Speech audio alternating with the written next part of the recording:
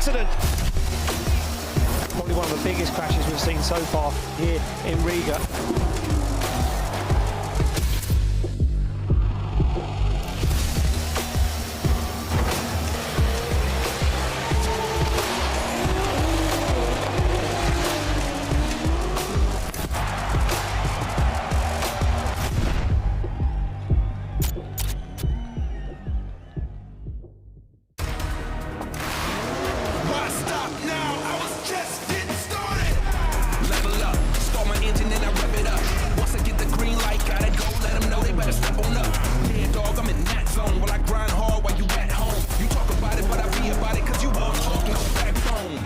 Strap in, buckle up.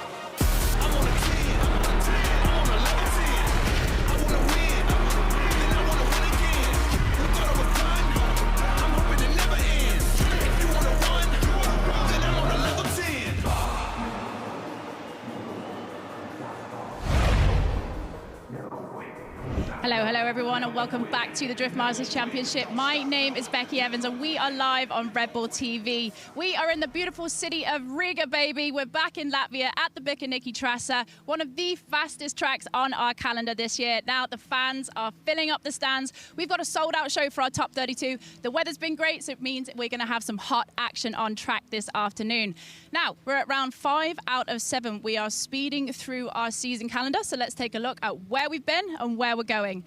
We've had 4 rounds, which has thrown up 4 different winners. We're here in Riga to see who's going to be crowned the king this weekend. Then we will head to the Iron City in Ferropolis, and then all roads lead to the big Red Bull final in Warsaw at the PGA Narodowe in September.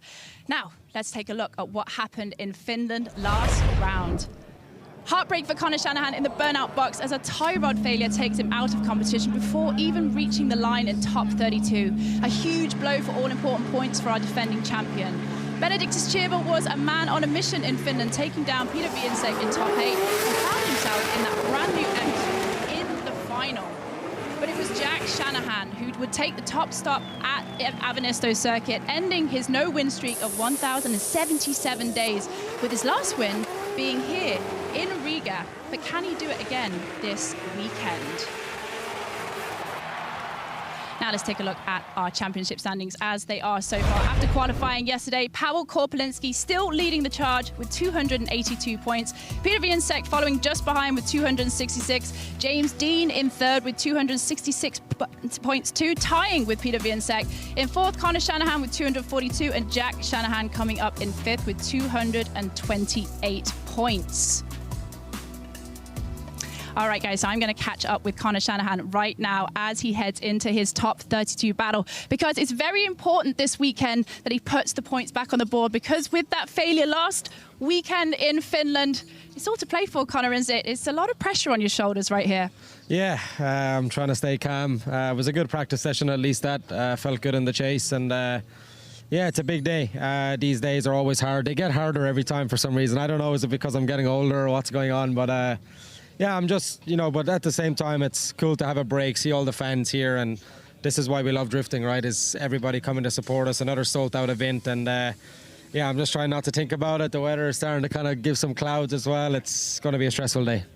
And tell us about what it means when the weather starts to creep in here. What happens when it rains at Riga? There's so much rubber on the track, but what does it mean for you drivers? Yeah, this track is always one of the most challenging. It's not only the rubber as well. We have probably 3 different surfaces of tarmac on this track, so even in the dry, this track is hard work. So when the rain comes down, it's always changing. The grip levels are different every single part of the track, and obviously we had some practice in the rain, but now the track is going to be different again because there's even more rubber, laid down. So I'm hoping that that's not the case. If it is, we'll try to deal with it the best we can, but yeah, just trying to stay locked in and forget about those things for as long as I can today. Talk about locked in. I mean, you really need to put some points on the board this round, not piling the pressure on here, but let's talk about your mindset coming into this weekend, because you are our defending champion. What are you thinking? Yeah, it's a difficult one. This season started better than ever. To go 2 finals back-to-back at round 1 and round 2 was quite a really good feeling, and it was quite special to be at the running at the front. It was the strongest that we ever started, and Mondello was completely my own mistake. I'm not a robot. I can't have every perfect day, but we learned from that. We made some changes, what made me a little bit more comfortable. Finland was really good. Practice was amazing. I really love that track. I think it's probably my new favorite track in Europe. So battle practice was amazing, and then, you know, a failure like that in the burnout box is really, really hard to take, and yeah, it just makes it hard. But if I want something, I got to work for it. Nobody's going to hand anything to me, and no matter who you're battling in this championship now, not even the top guys, every single person here can put up a fight and be good enough to take you down the day. So every lap matters. I'm trying to stay in the best mindset I can. It's a stressful day for me. There's a lot of anxiety, a lot of wanting to get it done, and I'm just trying to not let that energy rob the good mindset out of my head and stay locked in and try to take it battle by battle. Brilliant, Connor. Well, we're wishing you the best of luck in your top 32. Right now, guys, Riga is a big track on the calendar, but we've been coming here for 10 years. So let's take a look at what some of our drivers think what it takes to be the King of Riga.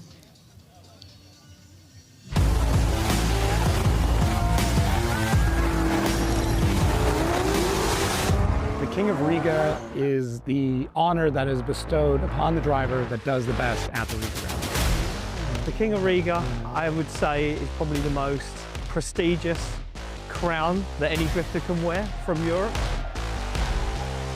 King of Riga is a very special trophy in the year. To win here, you need to be really, really good. You've got to be smart. You have to have everything perfect.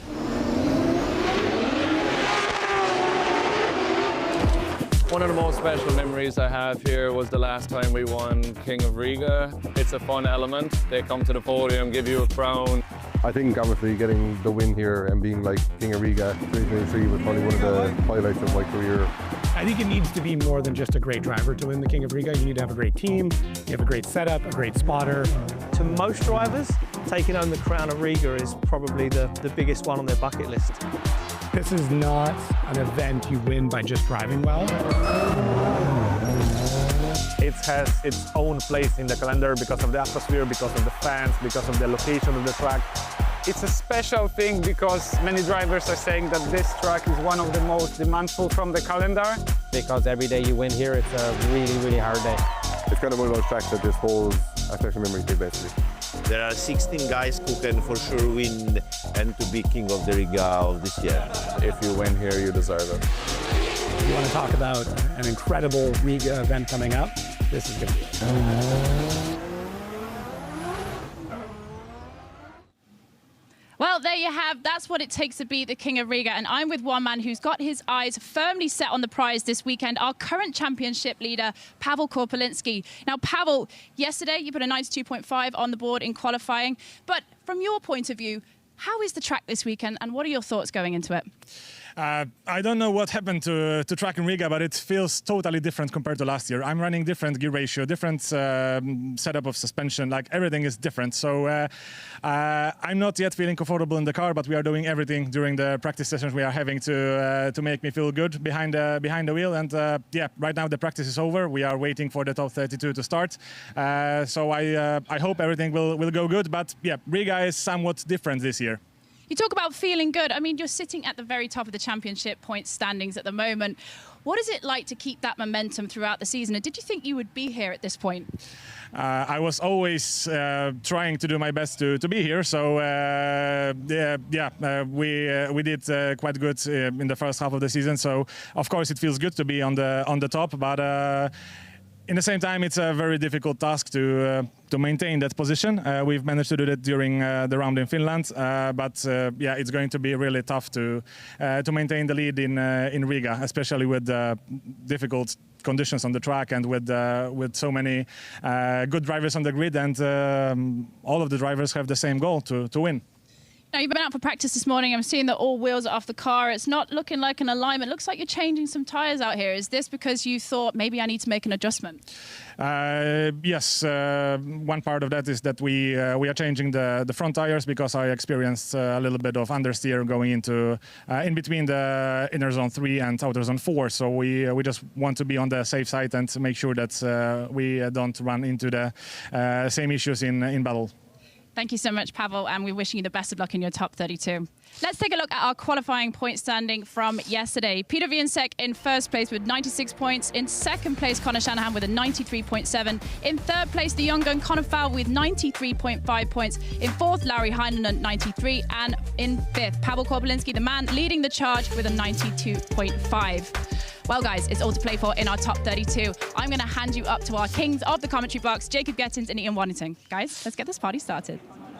Let's get this party started. Becky Evans, thank you very much for that incredible introduction. My name is Ian Wellington. I'm joined by my very good friend Jacob Gettins. Jacob, we are set for yet another incredible round of drifting here in Riga, in the city of Latvia. Are you excited? Because I certainly am. I'm super pumped. It's an incredible facility. The fans are absolutely packed in. The biggest crowd we've ever had at this track.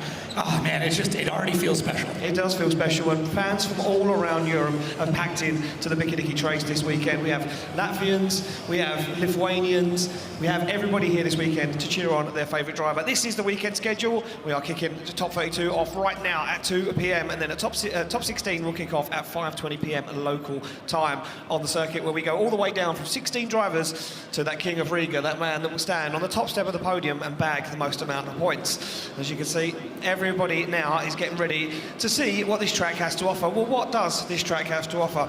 We go down with Jack Shanahan, and he's going to talk us through it. What is up? I am Jack Shanahan, and we are here at the famous Bikernieku racetrack in Latvia for round 5 of the Drift Masters Championship, and this is your track preview. Let's go. We are here at turn 1, clipping point 1, the initiation zone for this track, and I must say this corner is probably one of the most challenging corners of the whole season, to be honest. You flick from the start line over the crest, completely blind, down the hill off camber, and it's super challenging.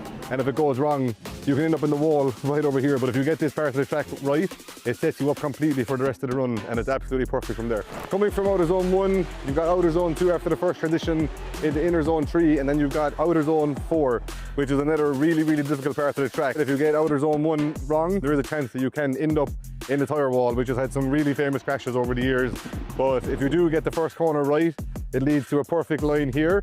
My probably favourite part of the track, to be honest, because the look from the grandstand when you come through here with 2 cars in tandem, no better view in drift, I think, so it's unbelievable. When you make it through outer zone 4, you transition into a modulation zone over outer zone 5, which has a little bit of a bumpy transition into the final zone, which is a full wall ride the whole way to this outside wall to the finish line here. Now that you guys know about the track, I'm going to have to try to remember everything I've told you, and hopefully I can do it also.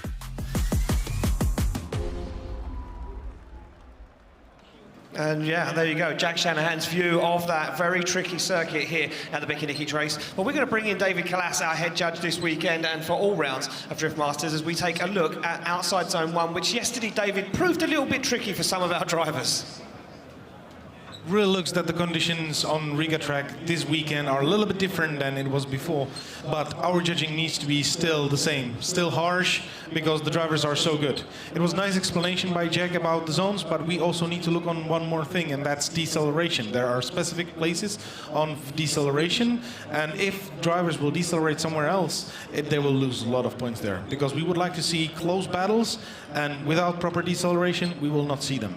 So this is for the lead run, and for the chase, driver needs to be very close. The proximity is very important, but they also need to try mimic the line and mimic the angle. Thank you very much, David. Yeah, and also another tricky part of the track that we were talking about earlier on. We were talking about outside zone 1 and how tricky it was in qualifying. It was also outside zone 5. I think it's difficult for the drivers to get that car out to that curb and then follow the arc, that white line, right along the edge of the circuit, avoiding the curb, Jacob, which we see a lot of last year, but also fulfilling that zone. Yeah, it's a tough spot, and I mean, at that point, the tires are absolutely roasting. Yeah. You've got to do a lot of work at that point. You're usually downshifting.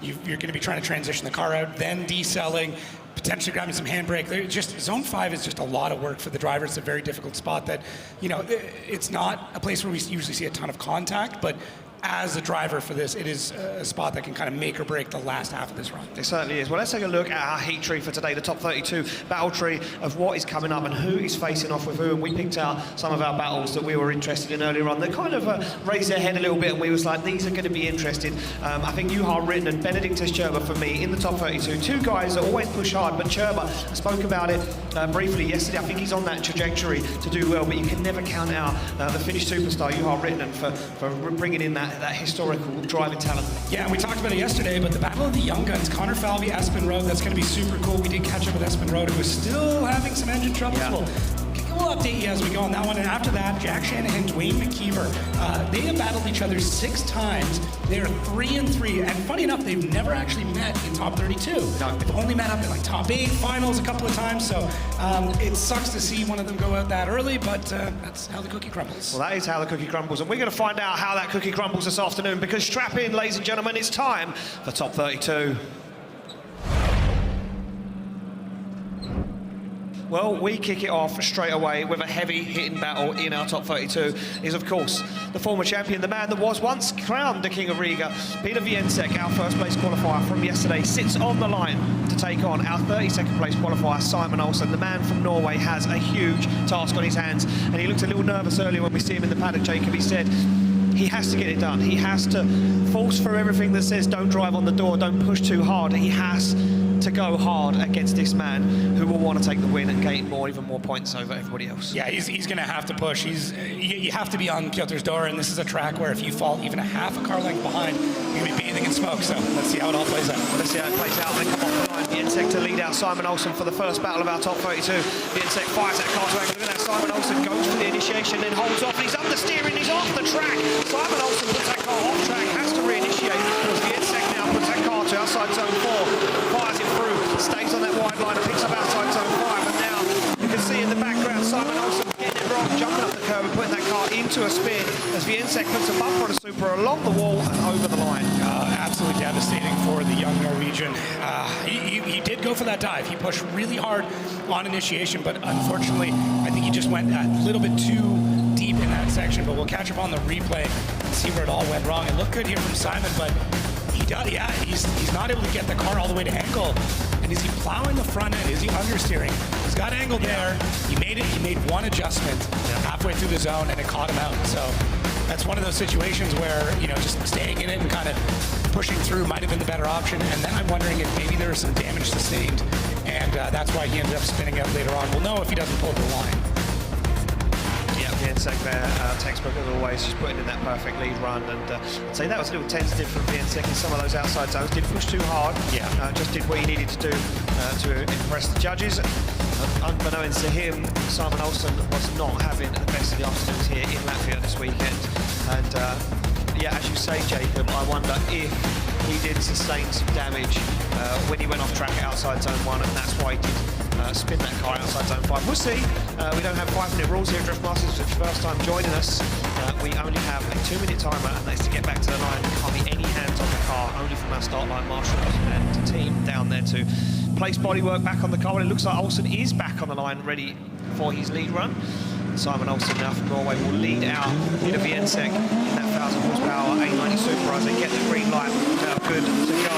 Olsen fires through the gears and looks now to try and upset Wiecek in that lead position. But can he do it? He puts that car to the end of the circuit clean this time from Simon Olsen as Wiecek tucks up on the inside. Wiecek's not going to let him get away. He knows he just needs to stay within a few metres and keep that proximity as Simon Olsen drops a few outside zones.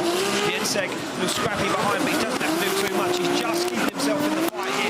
He's Wiecek as Olsen sticks the back end of that S14.9 to the wall and across the line. It always hurts when a driver has such a phenomenal run after making a mistake on the first one, because Simon had some really good moments through his lead here. I mean, there's a few spots where you could tell he's just trying to outrun Piotr. He's trying to just pick up as much speed as he can. First outside zone looks really good, locked in, tips the tire just a little bit. You can see him playing with the left foot brake. Then through 2, you realize he's a little bit too far inside on 3. That means he's going to be shallow on 4 as well. But I think Simon really just tried to shake off Piotr at pretty much every chance he got, especially through 6. Simon had that car absolutely backed in coming around the concrete wall. But unfortunately, it's I don't believe that's going to be enough. I mean, Piotr was able to maintain his chase all the way from start to finish. Yeah, he certainly was. And Peter, he's been playing the game for a long time now, been in Drift Masters for many years, and he knows how to play the game incredibly well, and he knows he just needs to keep within Simon Olsen a few car lengths to keep it an active chase. And as you say, Simon Olsen backing that car in onto the wall. No need for Peter Wiecek to go too hard and wreck the car, put any damage on the car before top 16. Doesn't want to create any more work for his crew down there in the paddock. And as we said earlier on in that VT, it's all about having the team behind you as well as the car underneath you for the weekend. Well, there we go. Olsen and Wiecek out of the car, having a quick chat. And Simon Olsen knows the outcome of this one already, and Wiecek Well, we're thinking, well, a nice, easier battle. Slide him left for Olsen, right for Wienczek. And of course, it's going to be unanimous. It's going to be Peter Wienczek taking the win and advancing through to the top 16. Yeah, you can even see on Peter's face that he's like, I know I got it. It's not the way that I want to win it. It's not the way you want to win it. Yeah, exactly that. Well, there we go. One battle in the bag, and we go back down to the start line to the next one of our top 32. It's going to be Alan Hines take on Teemu Sunma. Before we head down there on the line, Becky's down there with Peter, the man who is hunting down yet another crown here in Riga. Absolutely, guys. Peter, congratulations on getting through your top 32. You can shake those first battle of the day nerves off. Now, there was a moment there, just coming out the back of Outer Zone 4 into Outer Zone 5, where we thought you might have got lost in the smoke. So can you tell us what that run was like for you? And can you give us a track conditions update? Yeah, hello everyone, first of all, and it's great to be here after winning the first tandem, definitely. This track, especially on the lead, is a challenge, definitely. The coming out of the first corner, then complete everything to outside zone 5. It's different Riga than it was last year, but yeah, we need to drive in those conditions. This is our job, so congratulations to Simon. It was his first time in Riga, and now we will see against whom we will be going in top 16. Absolutely, thank you, and we'll see you in the top 16. Guys? Thank you, Becky. Yeah, there we go. Difficult on that first outside zone, and as you say, Wienczek doing enough not to get lost in the smoke, but to keep himself in the fight. We mentioned the next battle coming up, Alan Hines versus Teemu Sunma. It will be Ireland take on Finland. Interesting, because again, if this is your first time here at Drift Masters, you know the higher qualifier gets to choose whether they lead or chase first. Alan Hines, higher qualifier, opting to chase first. Jake. Interesting. Yeah, I wonder if just let Teemu kind of feel out the track a little bit, let him make that mistake first. That initiation. Yeah, it could be. It's a lot. There's a lot of changing track conditions here. We did learn that there is some new pavement that has been put down in some spots, and I think that is what we heard from Powell, where he's talking about everything's changed this year, gearing, everything. So it does. It feels like a brand new circuit. And there we go. Alan Hines gets that S15 into gear. Teemu Sunma, that BMW comes off the line and through the gears to lead out. Alan Hines, what we're going to see here in our second top 32 battle, big flick to initiation for Teemu Sunma as he settles that car in that first outside zone. Comfortable for Teemu Sunma as now Alan Hines has to shortcut the circuit, trying to find the door of the Finnish driver's BMW. Fire through outside zone, one big transition there from Alan Hines. He goes for the back bumper straight away, knows he needs to make a move, and he does. As they get into outside zone 6, Hines wants to tuck up onto the door as Sunma fires on even more angle across the line. Yeah, I really like how Hines has gotten this car figured out in a lot of ways. He seems so much more comfortable in it now. But I mean, for Teemu Sunma, really solid lead run. Not a lot of big mistakes in it. It was very clean. I will say the initiation is more than one move. That is a big talking point that came up yesterday as well as in the drivers' meeting this morning. So I'm sure he'll be docked a little bit for that. It might actually play a little bit towards Alan in that first zone to kind of just say, well, he's expecting one move for the initiation. There was 2, so Alan can be kind of forgiven for the lack of proximity on the first zone. Yeah, 100%. And judge is saying that it should be one swift movement, a Scandinavian flick, if you're used to that terminology. And we see Teemu Sunma there. 2 moves, 4 initiations, and as you say, could upset the chase driver. Yeah, and it will, right? What they want is the lead driver, staying track left, driving towards the right, but not crossing that dotted line, and then feinting the car from there, and then immediately into initiation. They don't want straight line initiations. They want that flick. They want it to basically tell the chase driver what's about to happen. Exactly that. It wants to be a clear indication of what the lead car is doing. There we go, some nice shots, and we go back down onto the start line. Alan Hines sitting in that 2JZ powered S15. 900 horsepower from that 2JZ, ready to drag him around the circuit. What can Alan Hines do in that lead position as he hammers through the gears? Looks like he's going to go for a nice initiation. He does, right to the edge of the circuit, creeps on, no, understeers. Car doesn't react. Teemu Sunma almost makes contact. Now Alan Hines gets himself back into it. Sunma now gives Alan Hines the room to manoeuvre. Hines fires it almost backwards to outside zone 5. He's driving angry, the young Irishman, as he gets himself into that final outside zone. Sunma now going to tuck up onto the door, and he does. He mirrors the angle as they go door to door across the line. Yeah, another battle that might be decided by initiation. The first couple of steps in this run is already becoming a deciding factor. So that first outside zone, I mean, it is nasty. It is an incredibly difficult thing to navigate. And it looks like Alan Hines just maybe losing power. Some of the car does grip up, and he does his best to try and get this run back together, but really Asuma's kind of just trying to figure out what's going to happen here. It's really, really tough to navigate that, but Timo, he does a good job. He backs off, lets Alan get back into drift, and then starts to close up that distance. But yeah, there's not much you can do in the chase when the lead driver just comes out of drift like that. No, and those guys are doing 120, 130 kilometres an hour at that point as well when they're flipping those cars in. So for Timo Asuma there, he probably went, held his breath for a moment, wondering what direction Alan Hines was going to go in. And yeah, I have to say, Asuma doing an incredible job there to hold on to it. Alan Hines does try and save something from the run. That was a huge mistake, and again, another battle we can kind of already count this one and say, you know what way this is going to hang. And you can see the face of Alan Hines there, who looks a little dejected and wonder what is up with that car. I'm wondering just the changing asphalt that's there is what's catching him out. Maybe. Here we go, slide of left for Hines, right for Asuma, and it's going to be Finland's very own Timo Asuma getting the win, advancing through to the top 16. And unfortunately for Alan Hines, the weekend ends there. But a man that looked like he was really making moves in that S15 this season. Yeah, in practice, everything else looked good, and we already know that he's an incredible sim drifter, and this is, I believe, the most popular track in a lot of competition series. So you would have put in thousands and thousands of laps here. But real-world conditions. Yeah, and I think that's it, really. I know how realistic sims are, and I'm not going to talk bad because there's a big sim community out there, but I think real-world, conditions change massively. They're always different. Well, here we go, back on the line with another battle in our top 32. Ite Sada to take on Martins Immermanis. And Ite Sada sitting there in that BMW M2, that carbon fibre car, alongside the local hero. Look at this visor down on that carbon fibre helmet. Snaps the car into gear, creeps off the line. Ite Sada looking good yesterday and looking strong in that lead position. What can he do right now where it counts? Sada flicks that car, one nice movement into angle, on throttle nice and early, but one that's, Immermanis off the circuit. And completely gets that wrong. As Ite Sada now just left to fire that car into the final outside zone. And across the line, he will be showing that red flag as he comes across that finish line to slow the car down. Yeah, and there we go. Wow. I mean, I'm super happy that Immermanis was able to keep things all together, because he got really, really close to the wall there, and that's not a spot that you really want to be. No, we jump on board right now with Ite Sada as our crew get out there to clean that up.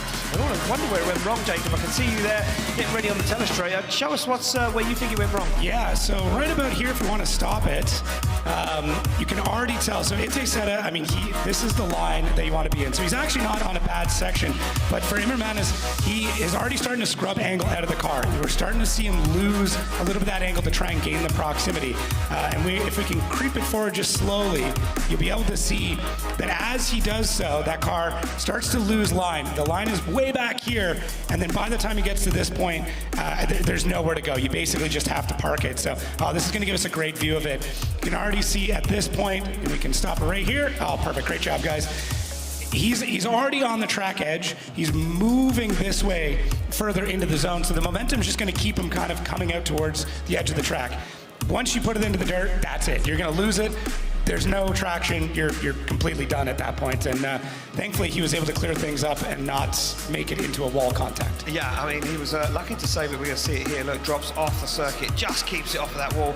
Does take out one of our branding banners on the side of the circuit. But so close. So close to hitting that wall. And we've seen many drivers hit that wall before. Unforgiving is that wall.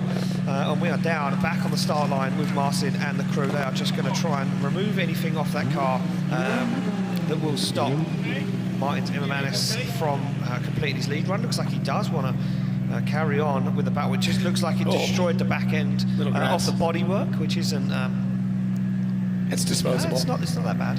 No, not too bad at all. To us, it's disposable because we don't have to pay for new ones. No, exactly. We'll just tell them. So happens. Yeah, you can see the little bit of concern there. A little bit of a little dejected in the car, but look, the visor goes down anyway. Martin Immermanis, pressure on him, the young Latvian driver, now having to do it for the home crowd as remnants of the grass from the Riga circuit stuck into the rear arch. Well, here we go. Ite Sada now sits in that chase position.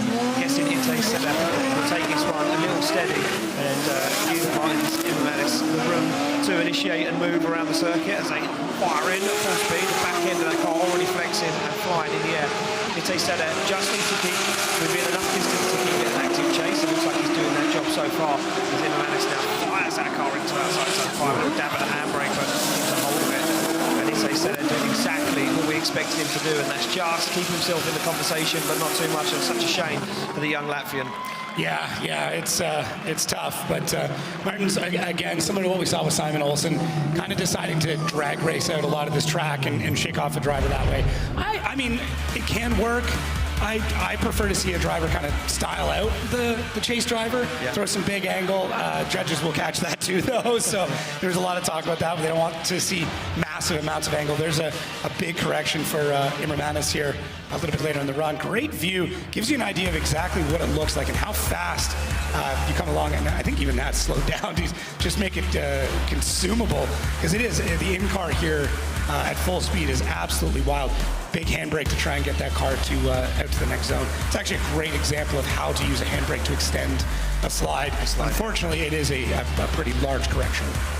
Yeah, it is, and not in an area where the judges wanted to see the handbrake being used, but hey, at this point, Martin Immermannis is just trying to complete a run off the circuit in the lead position. But Ite Seda knowing exactly what he needs to do. Again, another driver, just keeping himself in the conversation, not doing too much. Yeah, Ite was working a lot in the car, though. Yeah. It got me concerned. I was like... Yeah, but then if he's driving a lot slower, trying to keep some distance, that car's gripped up for battle. There we go. Ite Seda gets the win and advances through to the top 16. We say goodbye to Martin Immermannis. Definitely see him again on the Drift Masters calendar. Such a talented young driver. I just couldn't find the luck here in Riga this weekend. Yeah, unfortunate, but I mean, it's not the first time we've seen him, and it definitely won't be the last. No, certainly not. We move it back to the start line to a battle that we highlighted earlier on. Juha Rittinen to take on Benedikt Cherba, and Juha Rittinen, the higher qualifier, opting to lead first. Cherba not doing too well in qualifying yesterday, looking good in practice on Friday, and a lot of guys taking notes and watching every single run he done, but yesterday just couldn't really get it to hook up. What can he do right now in the chase position against the Finnish driver? The Lithuanian has a whole host of fans screaming his name yesterday from the grandstands, and I'm sure his name will be screamed once again as that light goes green. They come off the line. Two OGs in European drifting go head-to-head as they fire through the gears. Juha Rittinen goes for that big flick. Cherba goes for an aggressive flick. Keeps a hold of it. Look at this, both guys wide over the edge of the circuit, but they hold on to it. Cherba wandering and waving in that chase position now, out of position, has to get himself back on that qualifying line. As Juha Rittinen almost goes too deep, and that allows Cherba to get himself back into the fight once again.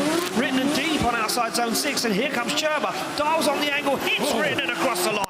Ooh, a bit of a grudge match here. You know, Rittinen trying to get back to reclaim that win that he lost in the top 4 just a few short weeks ago. Let's see how this works out. Yeah, Cherba with a more aggressive initiation than we saw from Rittinen. I mean, Juha is very smooth around this circuit. We saw it in qualifying. We've seen it here for years. He is just a little bit offline there, comes out of the zone a bit early. Cherba is just battling that car. So far on the inside, trying to regain it. I mean, Juha is not always known for his speed. He's a very smooth driver, but Cherba is known for his speed. What do you got? What do you got?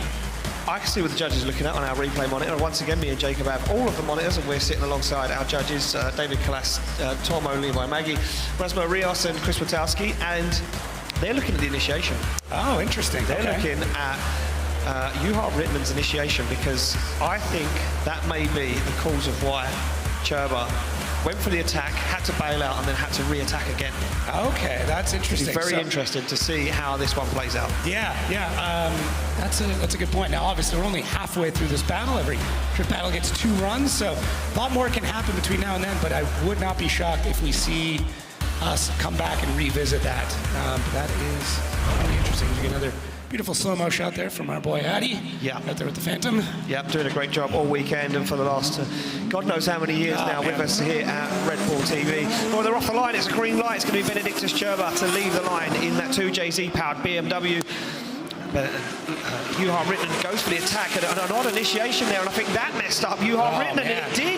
Rittenen's on the inside now as Cherba fires that car on big angle. Rittinen now in the lead position, puts that car in into that outside zone, but Rittenen fires through the smoke as Cherba jumps over the curb, flicks it back. Rittenen still trying to keep himself in the fight, but keep the face clean as he now dives up onto the door, looks for the front wheel of Cherba's car and across the line.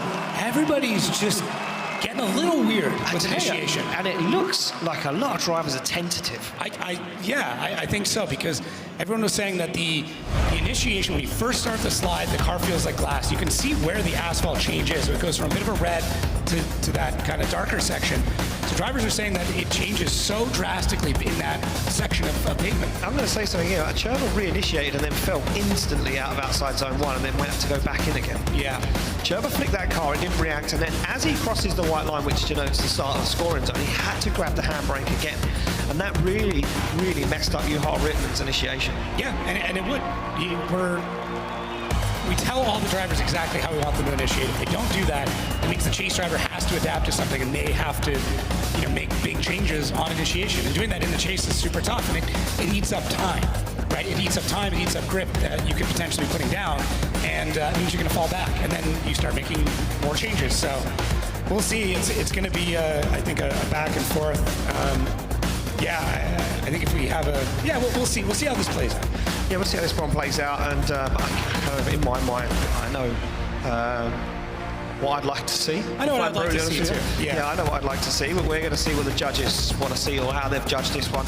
And some beautiful shots there, as you can see, Juha Rittenen falling into formation there. Wheel up from Benedictus Cherba's car. Well, here we go. Both guys out of the car, looking a little unsure of the decision. Slide them left for Cherba, right for Rittenen. It's going to be a one more time, or a split decision, one vote for Cherba. We'll come quickly to you, David Kalas. This is exactly how I see that one playing out. Was it all down to initiation?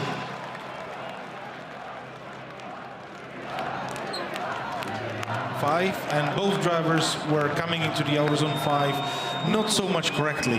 When Juha was very wide and also decelerating there, Benedictus was coming out of the outer zone 5 not so much correctly. Both drivers did their mistakes in outer zone 1. They just need to clean it out and show us better. Thank you very much, David. Outside zone 5 and outside zone 1, they need to clean it up and do it better. I think there's a fairest way to do it. I think both drivers made mistakes that upset the lead car, and I think they'll go back and reassert and refigure this one back out. We go back on the line to a big battle. It is, of course, your former champion, Laurie Heinen, to lead out Dave Egan. And Dave Egan sits down there on the line, that 2JZ powered A90 Supra. Laurie Heinen back in the Dodge NASCAR Pro Charged 180SX after heartbreak in Finland. Egan gives us the thumbs up, ready to rock and roll, so he's feeling confident, feeling happy in the car, and he said, if I take down Laurie Heinen, I've took down so many champions between himself and Connor Falvey that Drift Masters is up in arms. Well, here we go. Laurie Heinen flicks that 180SX 2-angle, stands on the accelerator, and that sonorous sound, that V8 screams as Egan goes for an early transition, but he's going to be way on the inside. It doesn't really work for him as Laurie Heinen now fires into the outside zone. Very nice line from Heinen at 5 as he gets it back across the circuit for outside zone 6. A big clutch kick now. Egan trying to fall into formation, trying to find the door as Dave Egan does find the door on a 180SX across the line. Yeah, Dave unfortunately just was a bit of a spectator in the chase on that entire run, and that's going to happen against Lowry. He's so fast, he's so aggressive, and even just to try and keep up with him, you're going to set up your car in a way that's going to be almost impossible to drive. Dave does a good job. He does chop the line through 1 just to try and keep the pace. He tries to chop the line again through 2 and 3, but it does give you an idea of just how fast Lowry is. But Dave's cutting 2 entire sections of track and still not even able to get close. So I'm trying to see if there was any major mistakes from Heinen, but it was nothing huge from my perspective. Look how smooth he is, just tossing the wheel, man. I'm going to say something right now at the beginning of the broadcast, real early after one run in Top 32, and I'm going to say that Laurie Heinen, without shadow of a doubt, looks one of the most confident drivers on circuit right now. Yeah, I know we have some big drivers coming up. I know we have the championship contenders, our championship points leader, but Heinen, could he be the dark horse this weekend? Out of nowhere. Sneaks in. Yeah, I mean, I know. You can't really call Laurie Heinen a dark horse, but this year hasn't really been his year. Engine failures, borrowing cars, but could he be this weekend where he sneaks back in and gets on the podium? We're going to find out. He's back back on the line to chase down Dave Egan in that A90 Supra. They leave the line with a green light from Martin as they fire through the gears. Laurie Heinen's going to tuck into the back bumper as Dave Egan flicks that Supra right to the edge of the circuit. Look at Heinen, he trusts him, jumps up onto the door, shallows off a little bit of angle as they flick back for outside zone 2. Egan on a nice lead line right now as he puts him right to the edge of the circuit. Heinen shallows up once again, trying to keep up with that Supra, backs it in. Heinen pushing Dave Egan right to the edge of the circuit as Egan flexes the back end off the wall in outside zone 6. Heinen on the door. There's no messing around as they get it across the line. Wow. Larry didn't have to do any of that. Like, he really didn't have to push that hard, but it does. It shows his confidence. We've watched a lot of practice this weekend, and admittedly, there's not a lot of drivers that have this figured out. No. So seeing Larry like this in both the lead and in the chase, man, if you're going to watch a driver this weekend, this might be it. So you can, Larry chopping a bit of line through one, but once he kind of figures out Dave's pace, he's there. He waits for the transition, then tucks in, and then he's basically just with Dave for the rest of this run. So, yeah, Dave did a great job, but is it enough to try and beat what was such a dominant lead run from the Finnish driver? Yeah. I'm just watching the onboard. Sorry, Jacob. No, it's good, but you can tell a lot about how a driver's feeling by the onboard. If they're not fighting the car, if they're not moving around a whole bunch. See, that's what I'm talking about. That's what I'm trying to see how Laurie Heinen is feeling. You know, and he spoke yesterday in an interview with Becky saying he doesn't know the car anymore. He hasn't driven it a whole bunch this year because of all the mechanicals. And he's saying, I'm learning the car again. Well, I mean, if he's saying he's learning the car, and some of the most seasoned drivers are out there saying, I'm learning the track again. I mean, Laurie Heinen must feel like on top of the world. Here we go, slide them left for Egan, right for Laurie Heinen. It's unanimous. It's going to be Laurie Heinen getting the win and advancing through to the top 16. And Dave Egan will be happy at a battle with a man that he's very good friends with. And funny enough, Dave Egan last year lent Laurie Heinen that Supra to compete here in Top 32 at this event. So, two good friends. I would like to take a minute to appreciate medium-length hair Dave. It's an evolution in his look, and I'm a big fan. You're a big fan. Well, I'll tell you who's a big fan. Becky Evans, because she's down there with both of them. Becky. Larry, congratulations on getting through your top 32. It must feel good to be back in the 180, and it's feeling super sorted because that run was amazing. Yeah, that was the most fun run I haven't had in a long time. Like, it's just, I'm happy to be driving and going against Dave. He gave me a good lead, and I had fun on the chase. Well, congratulations. And Dave, the lead, we'll talk about it, but the chase, honestly, so good. Yeah, he's actually, it looks like a 180SX, but it's actually a DeLorean. It just took off at so much speed, I couldn't keep with it. I tried my best, but I think that was my best lead run of the weekend. I leave on a high, and I think Laurie might be better at driving the Super around here, but I had a lot more fun. So I'm pumped, qualified for another event, got to finally run against Laurie, so I've got the photo to prove it on the wall. Super happy, and now let's cheer Connor on for the rest of the competition. Absolutely, well done, Dave. Guys, back to you. Thank you very much, Becky. Yeah, I guess for Dave Egan now, it's all about collecting those memories, those photos. You know, he said, I'm never going to win Drift. Look at that, thumbs up from Laurie Heinen. I tell you what, I'm calling it now. The dark horse of the weekend, Laurie Heinen. All right. He slipped under the radar, Jacob. A little bit. Slipped under the radar. I hear you. I think he's just having fun, and that's dangerous. That's dangerous. Well, we're back on the line. It's going to be the machine, James Dean, in that Ford Mustang RTR to chase out Marco Zaccaril. Now, Dean, the higher qualifier, opting to chase first. And Dean qualifying down in 13th, saying, well, I'm going to take everything I can, knowing how sketchy that initiation is, and the judges are leading on that part of the circuit so heavily. I'm going to let Zaccaril make the mistake first. Yeah, normally I would sit here and think it was a tire thing, but maybe not. Well, here we go. Before we send him off the line, let's hear from James Dean. No, I'm very excited about this weekend in Riga. Honestly, this is one of my favorite tracks in Drift Masters, if not my favorite. And I've been very lucky to be on top and in numerous finals on this track. And I feel like this track really suits our style. So we're definitely aiming to try to push and go all the way this weekend. Well, there's a man that's feeling confident, and he says he has to push all the way to get to the final. Well, can he do it this weekend? First, he's got to go through Czech's very own Marco Zacharil in that Volkswagen-powered BMW M2. They come off the line and through the gears. Zacharil flicks that 2 Series to angle, and James Dean falls into formation. It's an absolute beautiful chase so far from Dean, but look at this from Zacharil. Shallows up the angle, has to grab a little bit of handbrake before he goes to outside zone 4, and that does allow James Dean to fall back ever so slightly, but now Zacharil finds the throttle once again. That car's so snappy and quick on transitions as Dean falls into formation outside zone 6 as he dials on the angle, pushes onto the door. Yeah, a bit strange there in zone 2 from Zacharil. Yeah. I think James got caught up a little bit with it, and it's not on James, it's just the way that Zacharil came through, trying to add angle to the car as he came through the zone, which is not the line we're looking for. So taking a look at the beginning, I mean, James is there the whole time, and then right here, adding in that little bit of an extra section, I think James just got caught up a little bit, and then Zacharil he's got a ton of pace. Yeah, even with James having to back off for a second, Zacharil did a great job. It shows you the transition that James is going for through 2. He gets caught behind him just a little bit. See that right there? It is a small thing, but in the chase, it's a big thing. Yeah, especially when you see the wheels lock. Yeah. And James would have seen that car decel ever so slightly and adjust on angle, and that would have upset him. It took James Dean right to here on that transition to 6 to get back into the fight. Really, we say back into it. He's not completely out of the fight, but it did upset James Dean in that chase position. So interesting to see how the judges do that. Obviously, the only decel zone is as they enter outside zone 6, and that decel has to be done after the transition from 5 to 6. Yeah, got to be back. It's a lot to take. It's a lot to take in. Yeah, it is. I mean, there's a lot of rules, but yeah, that's basically the only spot. Definitely not before 2. No, that is not a good spot to be slowing down. No, that is a full throttle zone, and see the speed those boys carrying around this circuit. Every body panel holding on for dear life.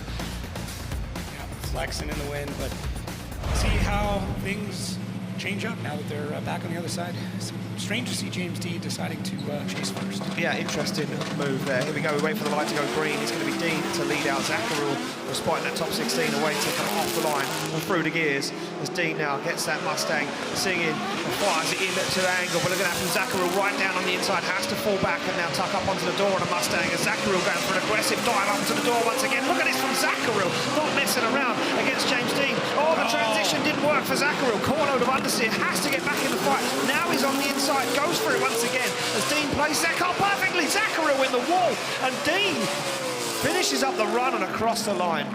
I really thought Zacharil was going to win this in the chase. The first part of this run, he was just all over him. The transitions looked really good. The dives looked really good.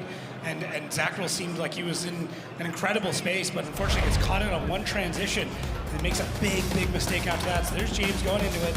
A bit more of a handbrake than probably what he wanted going into 1, but does a really good job. But Zacharil here, through 2, finds the pocket, he just sits there. Now as we're floating out through 4, Zacharil really wants to get back on throttle, and then I don't know if it understeered or what happened there, or he tried to make an adjustment, it just overshot, but man, that could have been way sketchier than what it ended up being. Yeah. Obviously he caught the wall in 6, but that could have been a straight shot out. And here, did he make wheel on wheel? No? I was not sure what happened to Zacharil there outside zone 6. Look at this, goes for a massive dive, locks all 4 wheels, gets back on the throttle, and then the car, I don't know whether he broke something, but the car doesn't react. Really, like wiggling back and forth there. Handbrake here, back on throttle, things look okay. He doesn't get, it's like the car just shuts off. Oh, it does tag the wall as well, front and rear wheel. Only a glancing blow, but still took damage to that car. And you can see Zacharil in the car, you can see it head down. I wonder if he's looking down there towards the transmission, to transmission. Yeah, maybe. It's like the car shut off on him through the 1 transition, and then through 6 it did it again. Well, I know they had the gearbox out of that car yesterday, and they were working on the clutch. So I wonder if they had an issue again with maybe either the transmission or the clutch. And yeah, we can see it on our judges' replay.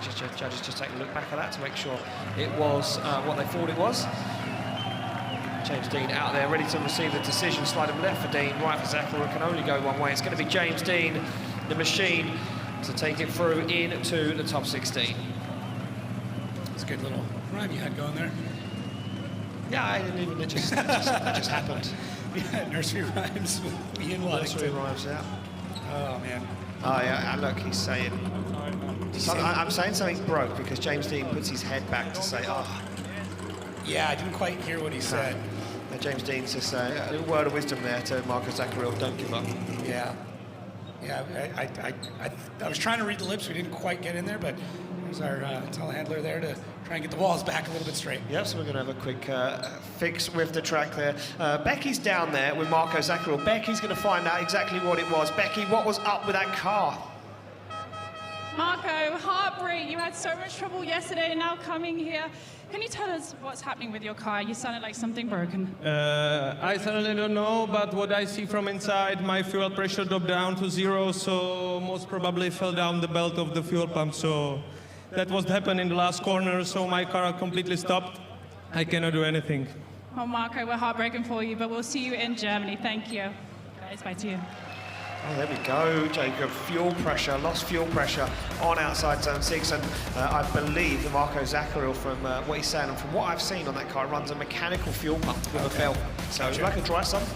Right. It's a mechanical fuel pump, and yeah, I'm guessing he lost that belt, or and it just starved it out. Hopefully the engine doesn't have any damage from running real lean real quick. No, well, most of these guys running very sophisticated ECUs in the car, and they would have spotted that straight away and shut the engine down. And maybe that's what ended up happening. Exactly that, Jacob. So tough weekend for Marco Zaccaril. Kind of really can't get himself in the rhythm. The driving's there this year, and I feel like the car is now once again the bugbear for him. Yeah, and you know, it's great that he's developing a new engine that we all get to hopefully enjoy real soon.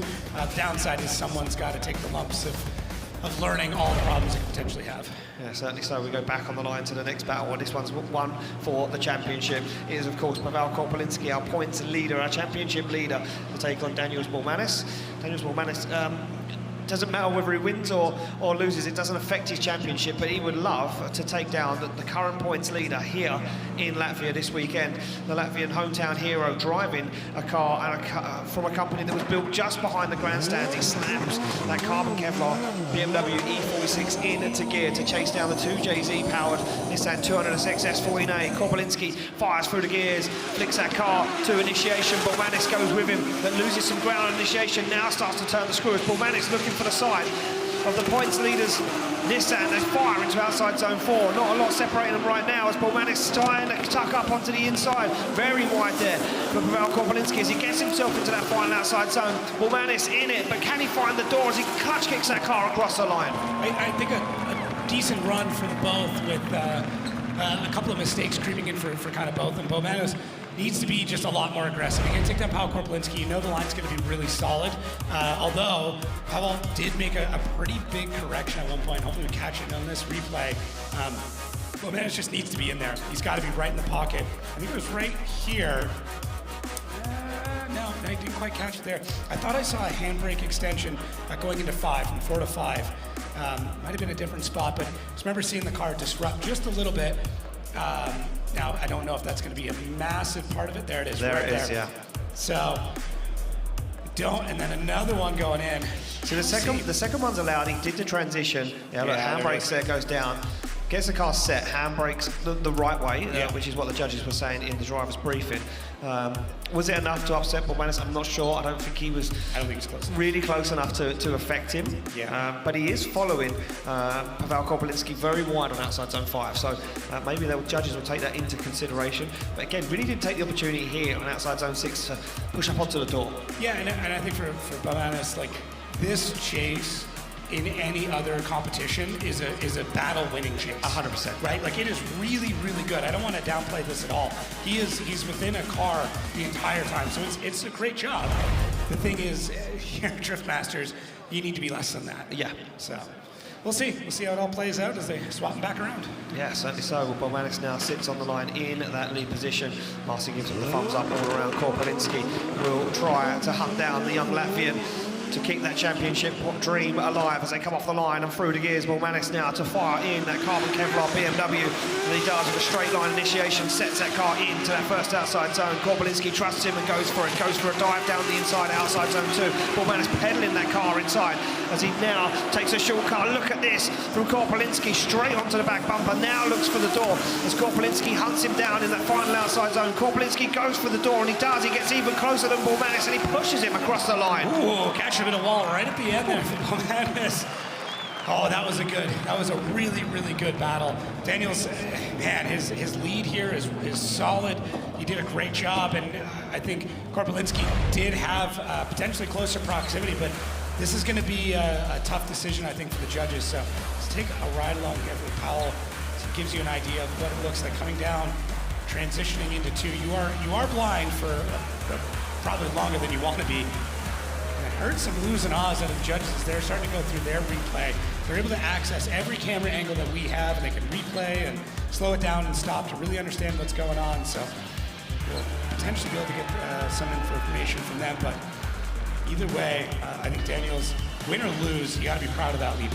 Yeah, certainly so, and I'm just looking at that lead run, and I'm to be honest with you, Jacob, I'm not sure what way the judges are going to take this. Yes, Pavel Korpolinski's chase is way more aggressive. The bumper-to-bumper transitions through the middle of the circuit, and especially here, was incredible. I know the judges were looking at the end of the run along the wall. I wondered if they were seeing contact. We're going to see it very clear right here from this camera angle. Bormanis, I don't know. Yeah, I don't know either. No, I mean, it's a tough call. It's a very tough call from our judges. Well, it looks like they are going to put their decision in, and they're still deliberating this one and still chatting about it. We're waiting for those scores to drop in from our judges. Incredible shots once again. Our man Addy at that free pass all weekend and getting himself moved around the circuit to get us the best shots on Red Bull TV from that Phantom slow-mo camera. You can see Korpolinski there just dragging some left foot brake. Yeah, this is a tough call. Yeah, certainly really is a tough call. Oh, here we go. It looks like the decision is going to drop in. Who's going to be taking it through to the top 16? Is the dream still alive for Pavel Korpolinski? Or will Bormanis be the hometown hero this weekend here in Riga?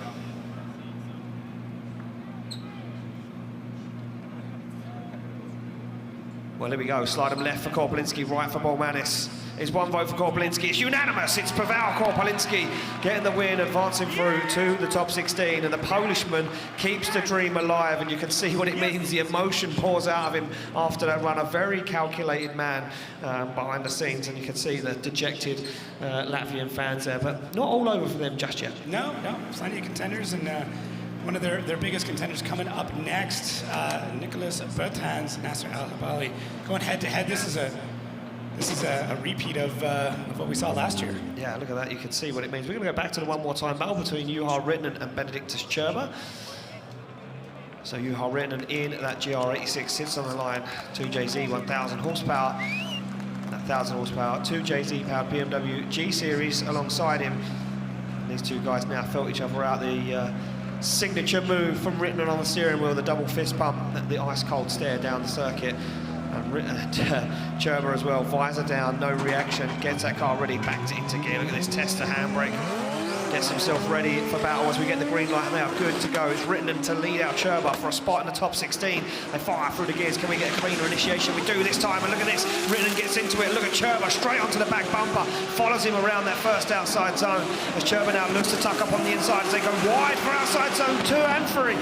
This is going to be sketchy for the judges, and it upsets the line for Benediktus Čerba as Juha Rittinen gets himself into outside zone 6. Čerba now trying to get himself back into the fight once again as he tries to claim proximity and get it across the line. What all happened there? It was weird because I think both of them started making mistakes and it just kind of turned into a bit of a scramble. So we'll flip back onto the replay. First outside zone. Oh, Čerba already trying to get too aggressive. So he over-rotates a bit, then he's got to start to pick up speed again. He does a good job. Rittinen goes wide through 3. A bit more of a straight line approach coming out of 4. Handbrakes off throttle into 5. Oh, man. And I think that's what upset Čerba more going into 6. Okay. That's just my take. No, I hear you. I think Čerba made a big mistake in 1. As long as the initiation from Rittinen wasn't anything strange, it didn't seem weird. Let's see here. So through 2. Rittenen's going wide through 3. So he's going to put on a long arc as he goes out to 4. Yeah, he kind of has to shallow the angle as he comes into outside zone 4. If you miss inside zone 3, you kind of then has to shallow the angle because he's already too wide, and that's only going to put your wheels up on the curb. Yeah. So I think Rittinen shallows off the angle, and then what that does is it affects the line that he needs to take on the transition to 5, which means he has to correct going into outside zone 5, and that's exactly what the judges are looking at right now. Once again, Addy giving us those slow-mo shots. We asked him about this last night. We said to him, our favourite shot of the day was over the wall looking at the cars outside Zone 6. He said, I'll treat you tomorrow, we'll bring you some more. Here we go, we're back down the line. Looks like start line Marshall Martin is chatting to Benedictus Cherba, so I wonder what is happening down there on the back end of the grid. We're waiting to get some confirmation to see if we can get some story. So they want to, so what's going on is Cherba saying, I made contact, I want to figure out who's at fault here, because if I'm not at fault, I want to put hands on the car.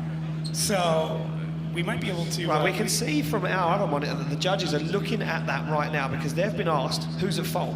And I am looking, and I can tell you, I can't see tyre smoke from Rittenen's car at least a quarter of the way through outside Zone 1. Yeah, I think that's a big part of it. So Rittenen getting on the power really, really late. And that's what the judges are looking at. So this is what you're looking at right now, and you can see he's not on throttle, and that's exactly what the judge is looking at. And the judges are saying that Juha Rittenen is at fault for not being on throttle in a full throttle zone, ladies and gentlemen. This is big for Juha Rittenen. There we go. Front wheel to rear wheel contact, and that's why that affected Benedictus Cherba. I missed that? No, we both did. There is an orange cone there that lets you know where you need to be on power, and Juha was way past it before he did. So. Yeah, really, I mean, this is how fast this goes. So Cherba is now going to get some time to put hands on his car, and I'm wondering if it did knock something out of alignment. That is then why he had to fight the car through the rest of the run. Well, Cherba's going to go back down into the paddock to get, like you say, Jacob, hands on that car. He will get 10 minutes allotted time as soon as he arrives back at his paddock to work on the car. Juha Rittenen will have to go down to the back end of the paddock. He will not be allowed to work on that car, as he's deemed at fault. Man, it happens so quick. Yeah, I completely missed that. Yeah. I see Cherba on big angle, but the contact, look, it might have looked light for everyone else, but in the car at 100 and odd kilometers an hour, when you tap a rear wheel of someone else's car, you can, and it does look like the wheel maybe was damaged. It could be just a tire mark. Yeah, could be. I mean, listen, if there's 10 kilometers an hour difference, go ahead, take your car, hit a concrete block at 10 kilometers an hour. You're gonna feel it. You're gonna know, and it will affect things. I mean, the suspension systems that are in modern drift cars are incredible, but they are meant to absorb that energy. Parts do bend and break on purpose to save the rest of it. Well, here we go. Another Latvian steps up to the line. It will be Nicolas Bertans to lead out Nasser Al-Habali. Nasser Al-Habali, the higher qualifier, opting to chase first. This is starting to come into play quite a lot now. This is a repeat of last year. They both met in top 32. Yep. And Bertans ended up taking the win there and obviously had a great charge to the podium. So will this be a repeat, or will Nasser, who looks so on form, have a bit of an upset? Well, will he have an upset? Look at this, he looks calm inside the car, and he gives the thumbs up to the cameraman. He's on the radio to his spotters, probably giving him some words of advice and saying it's going to be fun. They might be playing music, I've heard that before. Well, here we go, thumbs up all round. Marcin sets the traffic light. We will get a green light. The Latvian to take on the man from El Salvador as they fire through the gears. 2 carbon fibre cars, 2 carbon Kevlar panel cars fire into action, and look at that from Nicolas Bertans. He fires that car. Look at this, through the smoke, way on the inside though, pushes Nasser Al-Habali up onto the curb as they fire to outside Zone 5. Nasser Al-Habali now trying to get himself in the fight, but this is scrappy from Nicolas Bertans. Contacting outside Zone 6, and this is a fist fight on circuit. Yeah, it's scrappy is definitely the way to put it, and Bertans did not correct his mistakes from qualifying. These are the kind of the same issues he was running into yesterday, where he was cutting on 3 really heavily. And we know these cars are fast. He gets the initiation done so early, gets back on power, but he's already kind of fighting the car through outside Zone 1. Look at, he's got a ton of angle. All right, what do you got? So we're going to take a look back at the replay. Yeah, look at this, Habali. I wanted to see where Habali was, because for 50% of that run, we couldn't see him when he's lost in a smoke trail, because he didn't have incredible proximity with Nicolas Bertans, the young Latvian. Nasser Al-Habali, after initiation, did drop down and put a wheel into a painted section at outside Zone 1, which is on the inside of the track. Now, that is a no-go zone. Okay. If you do drop wheels in there, I don't know how many it is for a complete 0 straight away. I'm going to need to get confirmation from the judges. All the judges told me is it's a no-go zone. Yeah, so I'm getting word that it's basically the same as the outside of the track. So okay. Yeah, it holds under the same rule set. But yeah, it's interesting. Another battle, unfortunately, kind of already being decided by initiation, and then it's just a matter of what happens after that. But for me, Bertrand's he wants the car fast. I get it. We all love to go fast, but it's not working out for him. The car's biting too much. He's shooting too much on the inside. Yeah, it's just not really making it easy for him to drive, and that unfortunately isn't showcasing the driving that we know Nicolas Bertrand has under him. Yeah, he's an incredible driver, but I feel like you say the grip, the speed is something that he's really gone for. You can see with the slow-mo, like even just the rear wheels, like how much grip he is making with that car. Like you can kind of tell the difference between the rear wheel speed and then the actual ground speed of the car, and that ratio will help figure out exactly how much forward momentum you have. So it's very nerdy, I know, but that's really what grip is. Just by spinning the wheels more, you're not actually making more grip. No, exactly that. It's how it works out. Here we go, back on the line. Habali now to lead out Bertrand. Now, can Bertrand tame the beast behind Nasser Al-Habali, another man that likes to drive fast? Also a nice big flick to initiation. Tailgate on. That Nissan 400C opens up. That supercharged V8 screams. There's another V8 behind him, breathes down his neck, but he's thrown on too much angle. Bertrand doesn't bail out, but he's found himself on the wrong line coming across the circuit. Nicolas Bertrand's another big mistake. Can Nasser Al-Habali hold on to this and force the win in his favour from the lead position as Habali puts the back end to the wall and across the line? Another interesting one right off the... And the mistakes from Bertrand in the chase. It's just, the car is fast. That's really what it is. To me, it's more of a setup thing that you've got so much into the car, and maybe that's what he's asking for. Maybe that's what he wants and what he's comfortable with. He does a good job of quelling a bit of that speed to the first outside zone. It looked like Nasser kind of over-angled a little bit on 2, but then Bertrand cuts way to the inside, doesn't even make it out to 4. When the car gets back on throttle, it goes, and he's making big dives in the transitions, but I mean, when you're missing that many zones, even in the chase, is that a chase anymore? So we'll take a look again. Nasser definitely caught too much on the inside of 3. You could argue, oh man, look at the amount of smoke he's fighting through there. You could argue, as Bertrand, maybe that because Nasser's too far on 3, and he got caught to the inside of it, but kind of did the same thing. I mean, I do think that there's some back and forth that could be played here. There certainly is, yeah. I mean, it's going to be interesting to see what the judges make of this one, that's for sure. We will have a chat with David Kalas once that decision drops in, whatever way this goes. For me, Nasser Al-Habali just looks like he's got that car dialed. And we see this in Finland at round 4. It was in the zone. I think once he gets that top 32 battle out of the way as well, he calms the nerves a little bit and he starts to really come alive. Incredible driver. Yeah. Yeah, it's interesting. Maybe they had the car set up for a track they thought was going to be less grippy and may not have been the right choice. Well, here we go. Looks like the decision is going to drop in. Who's it going to be? Side of left for Habali, right for Nicolas Bertrand. And it's going to be Nasser Al-Habali. Nasser Al-Habali takes down Nicolas Bertrand in top 32. David Kalas, we're going to come to you. That one, a scrappy battle between those two guys. I would not call it scrappy. It was like those drivers are doing anyways amazing job. But there were some mistakes from both. Nicknack unfortunately did bigger mistakes. If you can look at Nasser's inner zone 3, yes, he was cutting a bit, but Nicknack cutted that part way more. And that cut from Nasser was not pushing Nicknack to go so much inside at our zone 4. So at the end, Nasser was able to fulfill his chase with the mistakes in front of him slightly better than Nicknack.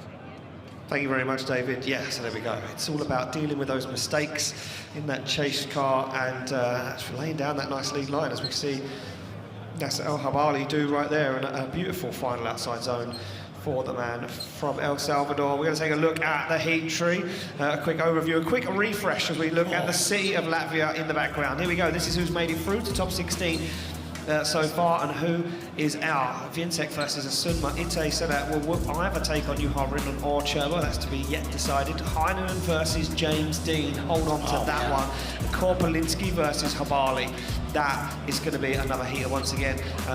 I'm going to say 2 big championship battles there. Heinen not in the fight for the championship. Dean still in it. Yeah. Habali not in the championship. Korpolinski still in it. Things to be decided, and one to be decided right now on the line. It's going to be Connor Shanahan to take on Yves Meyer. Shanahan, the higher qualifier, opting to lead first. Important to take because so many of our high qualifiers have opted to switch it around. Shanahan sits on the line right now, maybe a little nervous, not knowing what Yves Meyer has to offer this weekend. Back in Drift Masters after engine failure, and that car looking like it's working perfectly. Carbon fibre helmet with the visor slammed shut of Yves Meyer in that GR Yaris. 2 JZs come off the line and scream into action. Toyota GT86 versus Toyota Yaris. As Shanahan flicks that car in, a beautiful initiation that gets that foot buried to the floor already, but Yves Meyer now needs to find himself in the battle. It's mistakes from Yves Meyer already from the get-go. As Shanahan puts that car right on the edge of the circuit, deep towards outside zone 5, but Yves Meyer looks like he may have issues with that car, can't seem to get himself into the mix as Shanahan puts the back bumper on 86 towards the wall across the line. Yeah, I completely agree. That's just not the Yves Meyer that we saw in practice or in qualifying, so maybe still hunting down some gremlins. You know, it's a new chassis for him to get into and more or less develop, so it's going to take a bit of time, but for Connor Shanahan, business as usual, out in the lead, everything looking really smooth and dialed. I love the way that car gets on power. The moment he kind of drops the clutch and throws some power at it, it just goes. It scoots off and it seems controllable, it seems reliable. Everything that makes him just as dangerous as he needs to be to continue this championship run. I think as long as, knock on wood, mechanically everything is there, we're going to see him go a fair ways this weekend. Yeah, certainly so. And I'll be honest, looking back at that replay of Shanahan's lead line, I'd say that was like an 80%. Yeah, I don't think he was actually pushing that hard. He's not pushing 110% there. This isn't a Shanahan that's in the final against another competitor that's pushing 110%. I think Shanahan said maybe Yves Meyer's car, there might be word in the paddock that Yves Meyer's car is not 100%. He hasn't had a whole lot of seat time in that car. He debuted it at round 1 here at Drift Masters, and from then on in, he's kind of been learning the car and trying to iron out the gremlins, as you say, Jacob. Yeah, and you want to increase your pressure as you go through the battles as well. You don't want to start off at 110. No, exactly that. But here we go off the line. Yves Meyer now to lead out Connor Shanahan for a spot in the top 16. They work their way through the gears down to initiation. Yves Meyer in the fresh air out front, gets that car to angle, now starts to make a move. He transitions into outside zone 2. Shanahan gets himself into it. A DB, you're right there, Jacob, for Yves Meyer, and he's going to fire it into outside zone 5 and hold on to it. But can he hold on to it going into the wall? He does. As Shanahan deals with it, shadows up the angle, but Yves Meyer tags the wall outside zone 6. The tyre completely off the rim, and there it goes across the line. He DB'd it really early on too. Maybe even something happened on the curb. Okay. Just watching back on the. I wasn't sure if maybe it started on the previous run and we didn't catch it. No, you're going to see it right now as the drone follows these two guys. You might not see it from this camera angle. Outside zone 2, when Yves Meyer goes up the curb, right there, it's gone. Yeah, pushes to the inside. Yeah. And they just kind of keep going around. So Connor might have even spotted it through transition. I saw him a bit of a clap in right there. Oh, wow. See the moment it completely loses it. Great job for Yves, though. He just stays in it. I wonder if Connor would have spotted it through transition. You know what? He might have. Well, I would have been on the other side of the car, but I'm sure at some point he was wondering what was going on. But Yves just stayed in it the whole time. Connor did a great job of battling through. I was just going to say, not a bad lead line, to be honest, for Yves Meyer. Maybe he's got to do that more often. take 50% of the grip out. You can't run on 3 wheels. Yeah, I know. Yves Meyer doing a good job there trying to deal with it. It did affect him in outside zone 6. You can see him hit the wall quite heavily. And he probably wondered what was going on at that point, if he hadn't heard the wheel hitting the circuit. Yeah, I don't know. The car's pretty loud. I mean, well, it's not even that loud, but it is loud, so I don't know if you... Interesting, because Yves Meyer's running a different wheel on that side of the car compared to the opposite side. Is that a stylish thing? Don't know. Here we go. Decision's going to come in. It's like left for Shanahan, right for Yves Meyer, and it's going to only go one way. It's going to be Connor Shanahan. Shanahan getting the win and advancing through into the top 16. Are we at the point where we're running staggered wheels and drifting? Who knows? Well, here we go. We're going to go... So we're going to go back to the one more time. Before we get those guys off the line or go back down to the back end of the paddock, we're going to show you the fault of Rittenen on that initiation. So this is what caused our little delay in action, and it was this, off throttle for Juha Rittenen. And you see that little bit of contact there, front wheel to rear wheel for Cherba. And Cherba was asking our start line Marshall Martin for a competition timeout. I think everyone was a little confused for a moment until we watched back on the replay. You can see there how long it took Rittinen to get it up and going. There we go, we're back on the line, ready to go for the second half of the run. Gerber happy to run with that car now. It's been checked. He sits in the lead position against Juha Rittinen. I expect Juha Rittinen here to push 110% to try and force the wind in his favour as they fire through the gears and down to initiation. Benedictus Gerber flicks that BMW into outside zone 1 and stands on the accelerator as he puts that rear wheel to the white line and fires it back for outside zone 2. But look at this from Rittinen, he tucks up onto the inside. He knows he can't let the Lithuanian driver get away as they fire across the circuit once again to outside zone 5. This is very clean this time from Benedictus Gerber as Rittinen now tucks up into the pocket, puts the wheel towards the door. Can he force an error as they get the job done and across the line? That's the battle we wanted and we expected from these two drivers. This is the much cleaner version of what has been happening all day between the two of them. It feels like we've had this battle going since yesterday, but really good job here from both drivers. Gerber, very smooth, out in the lead, and Juha Rittinen, really good chase. I mean, he gets caught out just a bit, but uses the correct spots to try and regain that proximity. I always like it when a driver tries to close the gap using a transition as opposed to pulling a bunch of angle out in a zone. Yeah. Right? To me, it looks a lot better. You accept your fate a little bit in the zone that you're behind in, and then when you go for the transition, you just stay in it a little bit longer, close the gap. It's a riskier way to do it, because if you mistime that transition, and you pop out on the wrong side or you pop out right on the door, it's going to be a big, big problem. But Juha Rittinen does a great job that way. Gerber gives him every opportunity to do it. He certainly does, yeah. A really nice lead line there from Benedictus Gerber, and Rittinen tucks up onto the door. Look at that, right into that crease there between the curb and the tarmac. And Gerber just using that as a little bit of a buffer. I think a lot of drivers do. We see it historically here in Riga. They get the wheel on the curb and it just holds the car from falling off the circuit and allows it to get that transition done well. They're out of the car and they're waiting for a decision from our judges. 2 drop in. Juha Rittinen, I think he's already decided his fate. Here we go, side left for Gerber, right for Rittinen. It's going to be Benedictus Gerber. Benedictus Gerber getting the win and advancing through to the top 16. David Kalas, we have to come to you. That one, a tough battle between 2 really good drivers. Yeah, both are really good drivers. We saw it in the second run where it was an amazing battle. We really enjoyed that one. Unfortunately, the first one was not that much enjoyable and it started in the wrong way where there was too long deceleration by Juha Rittinen and there was a contact and that set all run in a bad way that it was very hard for Benedictus then to follow in the correct way. So unfortunately, that was the deciding factor and we're moving on. Thank you very much, David. Well, Becky is down trackside with a man from Lithuania who has a whole bunch of fans screaming his name. Becky, you're with Benedictus Gerber. He's got a smile on his face, that's for sure. I am indeed. Benedictus, congratulations on getting through your top 32 battle. That was a long one. Now, can you tell us what you changed when you took the car back to the paddock? What could you feel? We do alignment for this front wheel because it's not correct for me, and I do a lot of mistake in chase after that contact, and my guys team check it, do perfectly, and we go. Very good. And also, I mean, this car, you look super comfortable in it this year, obviously taking second place in Finland last round. Can you tell us, what is it about this car that you're finding so much better? I don't know. Need a lot of time work with car. Big thanks for my team who help me for everything, preparing car for me, and we try to push max. Perfect. Thank you so much, Benedictus. We'll see you in the top 16, guys. Back to you.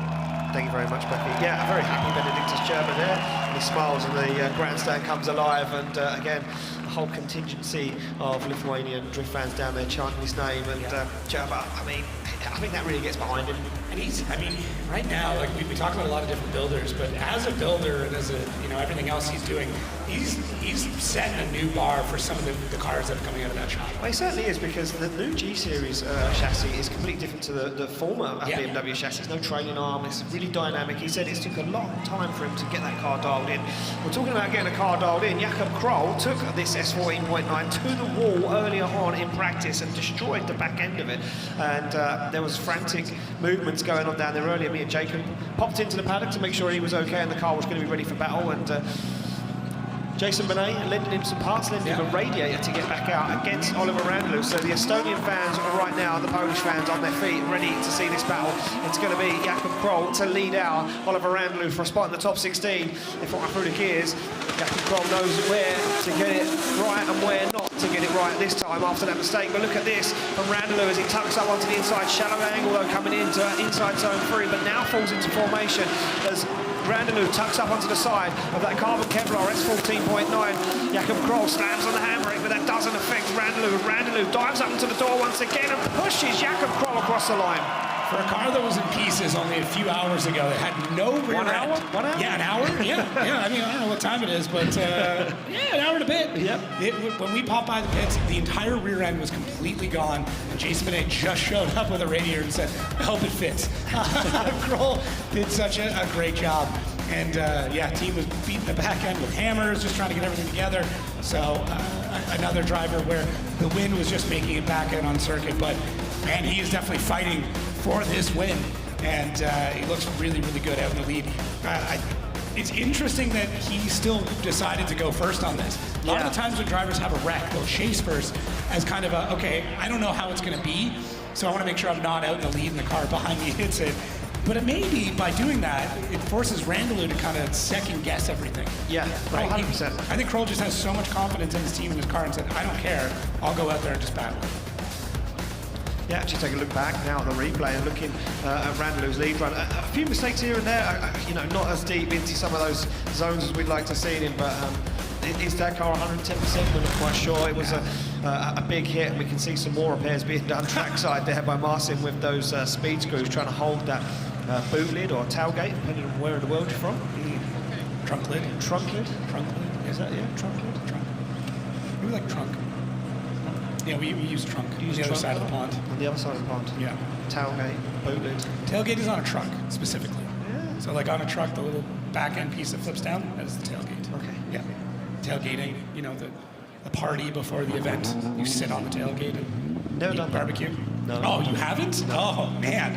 Let me introduce you. Sounds like you're having a party that I need to come to. Here we go, there's a party on track right now, and it's going to be Randalou to lead out Jakob Kroll. I think Randalou right now feels a little confident. I think he feels that maybe that lead run from Jakob Kroll wasn't the greatest, and it was sketchy when they were off the line and through the gears as Oliver Randalou now flicks that M50 Turbo BMW E46 two-angle and into that first outside zone. Randalou doing a good job out front, and look at this from Kroll, starts to tuck up onto the door of the Estonians BMW. Oh, wow, bumper-to-bumper transition, and it upsets the line. Oh, and hits him once again. And Oliver Randalou gets himself into it, unfazed, and finishes off the run. I think Kroll just wanted the front to match the rear. I mean, he's turned that S14.9 into a compact version. it's like when Larry cut the back off it. Yeah. Oh, and he stopped on circuit. Man. We shouldn't be laughing. We know he's okay. I mean, obviously he's not going to be pleased about what all happened. Oh, man. Yeah, that's a heavy hit on the front of that car. That's no bueno. Man, I don't know where it all went wrong. I think Kroll just seemed to be pushing at full pace. I think it all kind of went wrong on the lead into outside zone 5. I'm going to take a look back at the replay. Good lead line from Randalou, though. Yeah, super lead run there, and you can see a little bit of bouncing going on. This track does have some dips and doodles through different parts of it, and it just adds to how you need to set up the vehicle. But Kroll is getting aggressive. Randalou looks great through 3. Good line here through 4, and in this transition, he's already, oh my gosh, what a transition from Kroll, just a little bit deep, caught in the smoke. Yeah. So I wonder if the judges started looking at this transition. Did Randalou transition at the wrong time? Was he pushing too far? I think that's the next question. I'm going to give you my take on this as somebody who has limited knowledge. Okay. and a drift fan. Yeah.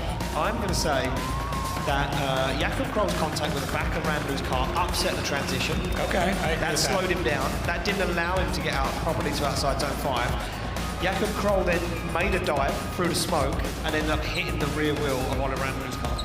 Okay, so the contact in the beginning, changed line of Randalou. Randalou then is forced to try and make it work. Oh yeah, see, he didn't even get a chance to swing the car around. No. If you look at where all the other tread marks are, he's still in a place where a lot of cars would be transitioning around. It's not like he's out in left field. He's on the radio to the spotters, and I think he's talking about when the transition. Yeah. Was he flat? I'm guessing that Randall was saying that he was flat on throttle. He went for the transition, and then he is. He's still smoking the car out. So interesting.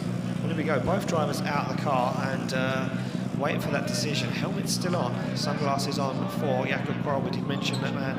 He's the kind of guy that would go to a nightclub sunglasses on. He is a cool, calm, collected character. Yeah.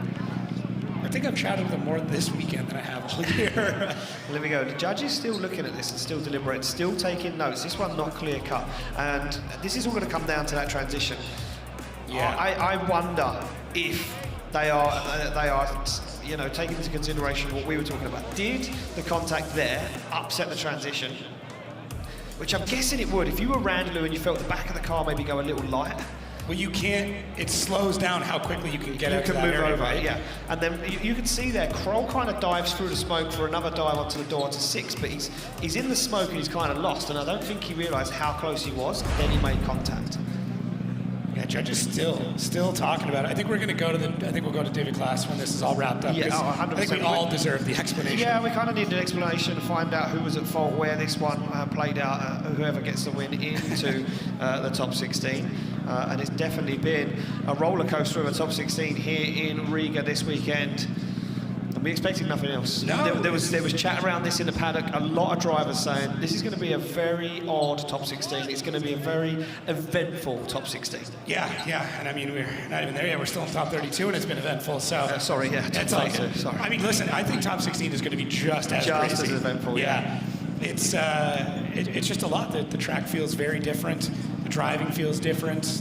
You know, it's just a different Riga. Yeah, I think there's a hunger for it as well. Here we go, decisions inside of left for Randalou, right for Jakob Kroll. It's going to be a split decision, but Oliver Randalou gets the win and advances on to the top 16. David Klaas, we have to come to you, a split decision as well. Yeah, this one was not easy at all. There was like so many things happening in a very short time. So if we are looking at our zone 4, Kuba is there cutting a little bit, and then we see contact during the transition, which is already affecting both drivers. And then we can see that there is a bubble from the leader, which is also affecting the run, and he needs to slow down a little bit to make the transition. But the transition is not moved that much, and also that bubble is caused by the contact already from the transition from 4 towards our zone 5.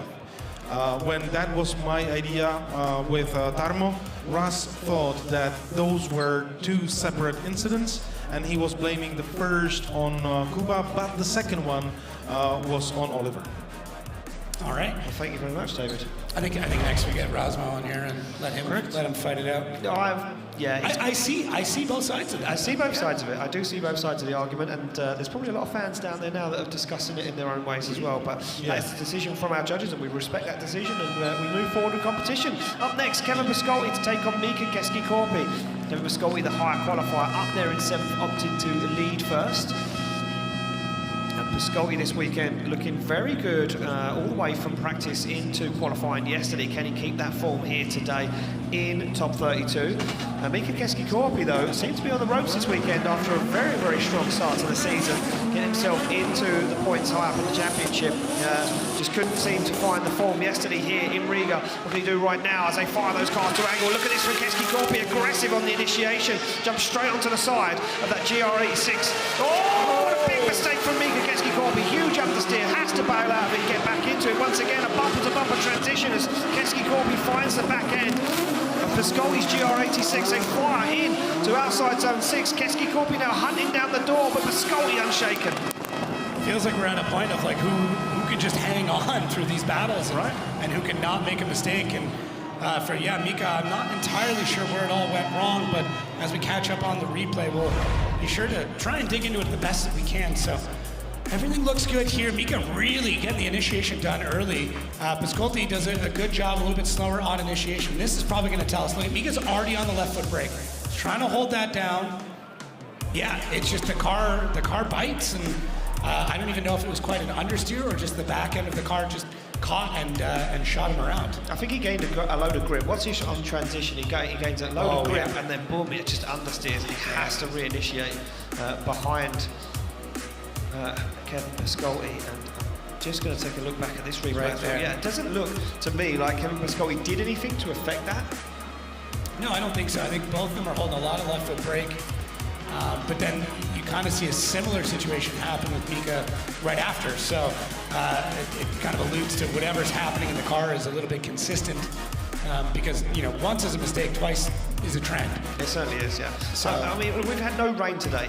There's been quite a lot of practice this morning before we kicked off Top 32. And I wonder if the track's maybe evolved throughout the rest of these battles as well. Is it getting grippier? Yeah, I mean, we don't have a direct sunlight. We did find it got really greasy when the sun was hitting it, and we've got a lot of overcast right now. Yeah, we'll see how this one plays out in the second half of the battle. Mika Keskikorpi for Finland to lead out. Kevin Pascotti far into initiation. Mika Keskikorpi a long time there to get on throttle, but it doesn't affect the Hungarian as he jumps up onto the side of that F22 BMW. Kevin Pascotti fires through the smoke, looks for the side. That BMW once again, both guys not messing around this time. And a mistake from Kevin Pascotti as he waits to get that transition done. Now loses proximity. Can he get himself back in the fight? It's an unbelievable lead run from Mika Keskikorpi. Yeah, and he had to. He had to be absolutely perfect on that second run, but the question is going to be, is it enough to make up for those mistakes that we saw previously? And Mika's got an uphill battle with this one for sure. Gets the initiation launched really, really quick. Still on that left foot brake all the way through outside zone 1. Good transition into 2. Pascotti, though, is hunting him down. He's really trying to get the timing down through the transitions. Does a good job, and there's Mika leaned over, fully engaged in that, hand over. It's funny, some drivers, you know, decide to keep contact with the wheel, kind of palm it. Other ones will just let go. Lowry just lets go of the wheel. He just flicks it and goes, yeah, I'll catch it on the other side. But Mika, a little bit more controlled, a little more grounded with it. And I didn't see any major mistakes from either driver. There is Mika coming around. See if we can find anything else strangely. Just, grinding that section there between the rumble strip and the track. It also shows you just how bumpy it gets through there. Yeah. And you can already see the track falling away as he just starts to get into it before transition out of that shot. And it is not a flat track by any means. No, it certainly isn't. Well, here we go. Looks like the decision's in from our judges. Left for Keskikorpi, right for Pascotti. And it's going to be the Hungarian. Kevin Pascotti gets the win and takes out Mika Keskikorpi. The Flying Finn, the run of success has now stopped for Mika Keskikorpi. Look what it means to the Hungarian fans. This has got to be one of the biggest events for a different selection of fans from all over Europe. Yeah, this is a big shake-up across the board, and the international audience right now at this track is truly international. We feel like we are completely packed in. It certainly is. Well, I tell you who's packed into the top 16, and that is Mika Keskikorpi, and Becky's down there with him. Kevin, congratulations on getting through your top 32 battle. Can you hear your fans crying your name back there? Now, tell us what that was like for you. Honestly, this was an insane battle because Mika is one of the greatest drivers ever in Drift Masters history, especially this year. He got the podium and he also beat almost the best drivers. And against him, it was a really, really great battle. And behind him, when I was chasing him, it was good because I could go close because here it's a reliable driver. Brilliant, thank you so much, and we're looking forward to seeing you in the top 16. Guys, back to you. Thank you very much, Becky. Look at that, and Kevin Pascotti saying, look at the fans that have come out this weekend to support me, and they hold up Kevin Pascotti's flag there and his banner, and they'll be cheering him on in top 16 in front of all of those in front of all of the fans and that drivers' parade coming up later on this afternoon. Up next, though, back on the line, we have Kevin Passer versus Jakub Brzezinski, and Kevin Passer. Not really found the form here in Riga before, had a few offs, showed some potential, but Jakub Brzezinski is another man that's really been trying to hunt down some form this season. 100%. And Passer, I mean, he has just become one of the most intense, as you can tell, and fastest drivers on track. And this is a track that can reward it, but you can't bite off more than you can chew because it will bite back. It certainly will. Well, Jakub Brzezinski is with us right now talking about the track in Riga. The track is quite complicated because the entry is around 160 kilometers per hour and it's blind corner to the right. And always before the practices, I think you need to do a few runs to check how the car behaves on the track. I think the adrenaline here on the start is quite high. Well, the adrenaline will be high inside the car right now as he sits in the car in that chase position. The car slams into gear. Kevin Vasseur, the higher qualifier, leads him out. The Estonian driver will want to get the job done and move himself into that top 16. Big flick to initiation from Kevin Vasseur. Look at this, Jakub Przkonski follows him. When he goes wide, flicks some dust up from Kevin Vasseur and it upsets the line. He's going to go deep on inside zone 3. Has to collect himself now. But that opens the door once again from Jakub Przkonski as he puts it down. Almost takes the front end off the car on transition. But Przkonski not messing around. The aggression in full of force and full effect. Can he jump onto the door across the line? He tries to. I mean, there's a lot to talk about with this battle. One, Kuba completely out of his shell now, back to battle mode, which I absolutely love. And Vasseur, I mean, he's pushing super hard, and unfortunately, I do think it bit him as we fly through the big Scott Pines here at Bikernieku. And there's Vasseur. Oh, he let off. It looked like he let off throttle, and the car floated out. So let's see here. So back on. He's on throttle here. Has he let off for a second? Hard to tell through that section, but yeah, Vasseur, either way, looks like the smoke waning just a bit, and then unfortunately goes a bit wide, catches the dirt, flings that car back around. Means it's going to be shallow through 2, and then shallow through 3, and then 4. Just shows you one mistake in 1 is going to haunt you for a few more zones. Yeah, it certainly is, and it just goes to show you how it affects it, especially from the initiation to outside through outside zone 1, and it sacrificed the line through 2, 3, and 4, as you say, Jacob. And then Przkonski kind of knows where Vasseur's going to be. This brave transition for Jakub Przkonski as he flicks that car in a heartbeat up to the side, but doesn't really take advantage of the proximity. When you see Vasseur gets on the throttle, Przkonski not really leaning on him. Could have leant on him there, sealed the deal for the judges. Yeah, that being said, though, you see a massive mistake through the first couple of zones, and then you just go, okay, if I make sure I'm within the battle and don't do anything silly, I don't want to throw this away after the lead driver's made so many mistakes. Yeah, certainly so. We're back on the line now. Kuba Przkonski to lead out Kevin Vasseur. And that B58 powered GR86 comes off the line and through the gears as Kuba Przkonski now works his way to initiation. Look at this from Kevin Vasseur, though, straight down the inside, contact on initiation. They hold on to it. Kevin Vasseur slams on the foot brake, tries to get himself back into this battle, but it does upset the line. But now Przkonski's back in on the fight. Aggression from Kevin Vasseur. The Estonian won't go down without a fight, that's for sure. As now Przkonski sticks it into that final outside zone. Vasseur onto the door, trying to force the error across the line. Wow, this is a knife fight, man. That's a brawl. That's a bar brawl. That is a brawl. Look at Kuba. That's the look you give after you've thrown a couple of punches. Right on initiation. Oh man, just a hip check there from Kevin. And then Kuba coming back around. Let's see this. Let's make sure Kuba's on throttle. Don't want to No, he is. He's good. Yeah, he's on throttle. Yeah, just Vasseur is deciding he's going to try and push him off track. And when you make those mistakes in the lead, you know you have to chase hard. You've got to really go at it, but Vasseur just very brutal in the way that he's chasing. Fun to watch. I'm sure for Kuba, it's, stop putting holes in my ship. But that's just a fun battle. It was a bar brawl once. It's a very Riga battle. It's a Riga battle, that's for sure. Vasseur didn't really let off on the aggression either, especially in this final outside zone. Look at this forcing Przkonski at 2 angle and around the outside zone. And I mean, look, if you're in that sort of battle, you're going head to head like that, and you know you made a mistake, you have to come out swinging, especially at Riga. He came out swinging both hands, windmill going, just trying to find anything. I like it. I like that attitude of I feel like I'm behind in this, and I'm just going to make sure I'm memorable. Here we go, slide him left from Vasseur, right for Przkonski, who's going to be taking through to the top 16. It will be Jakub Przkonski getting the win, advancing through to the top 16. You can see the dejection there from Kevin Vasseur as he walks back to his car, and the Polish fans will be very happy with that decision.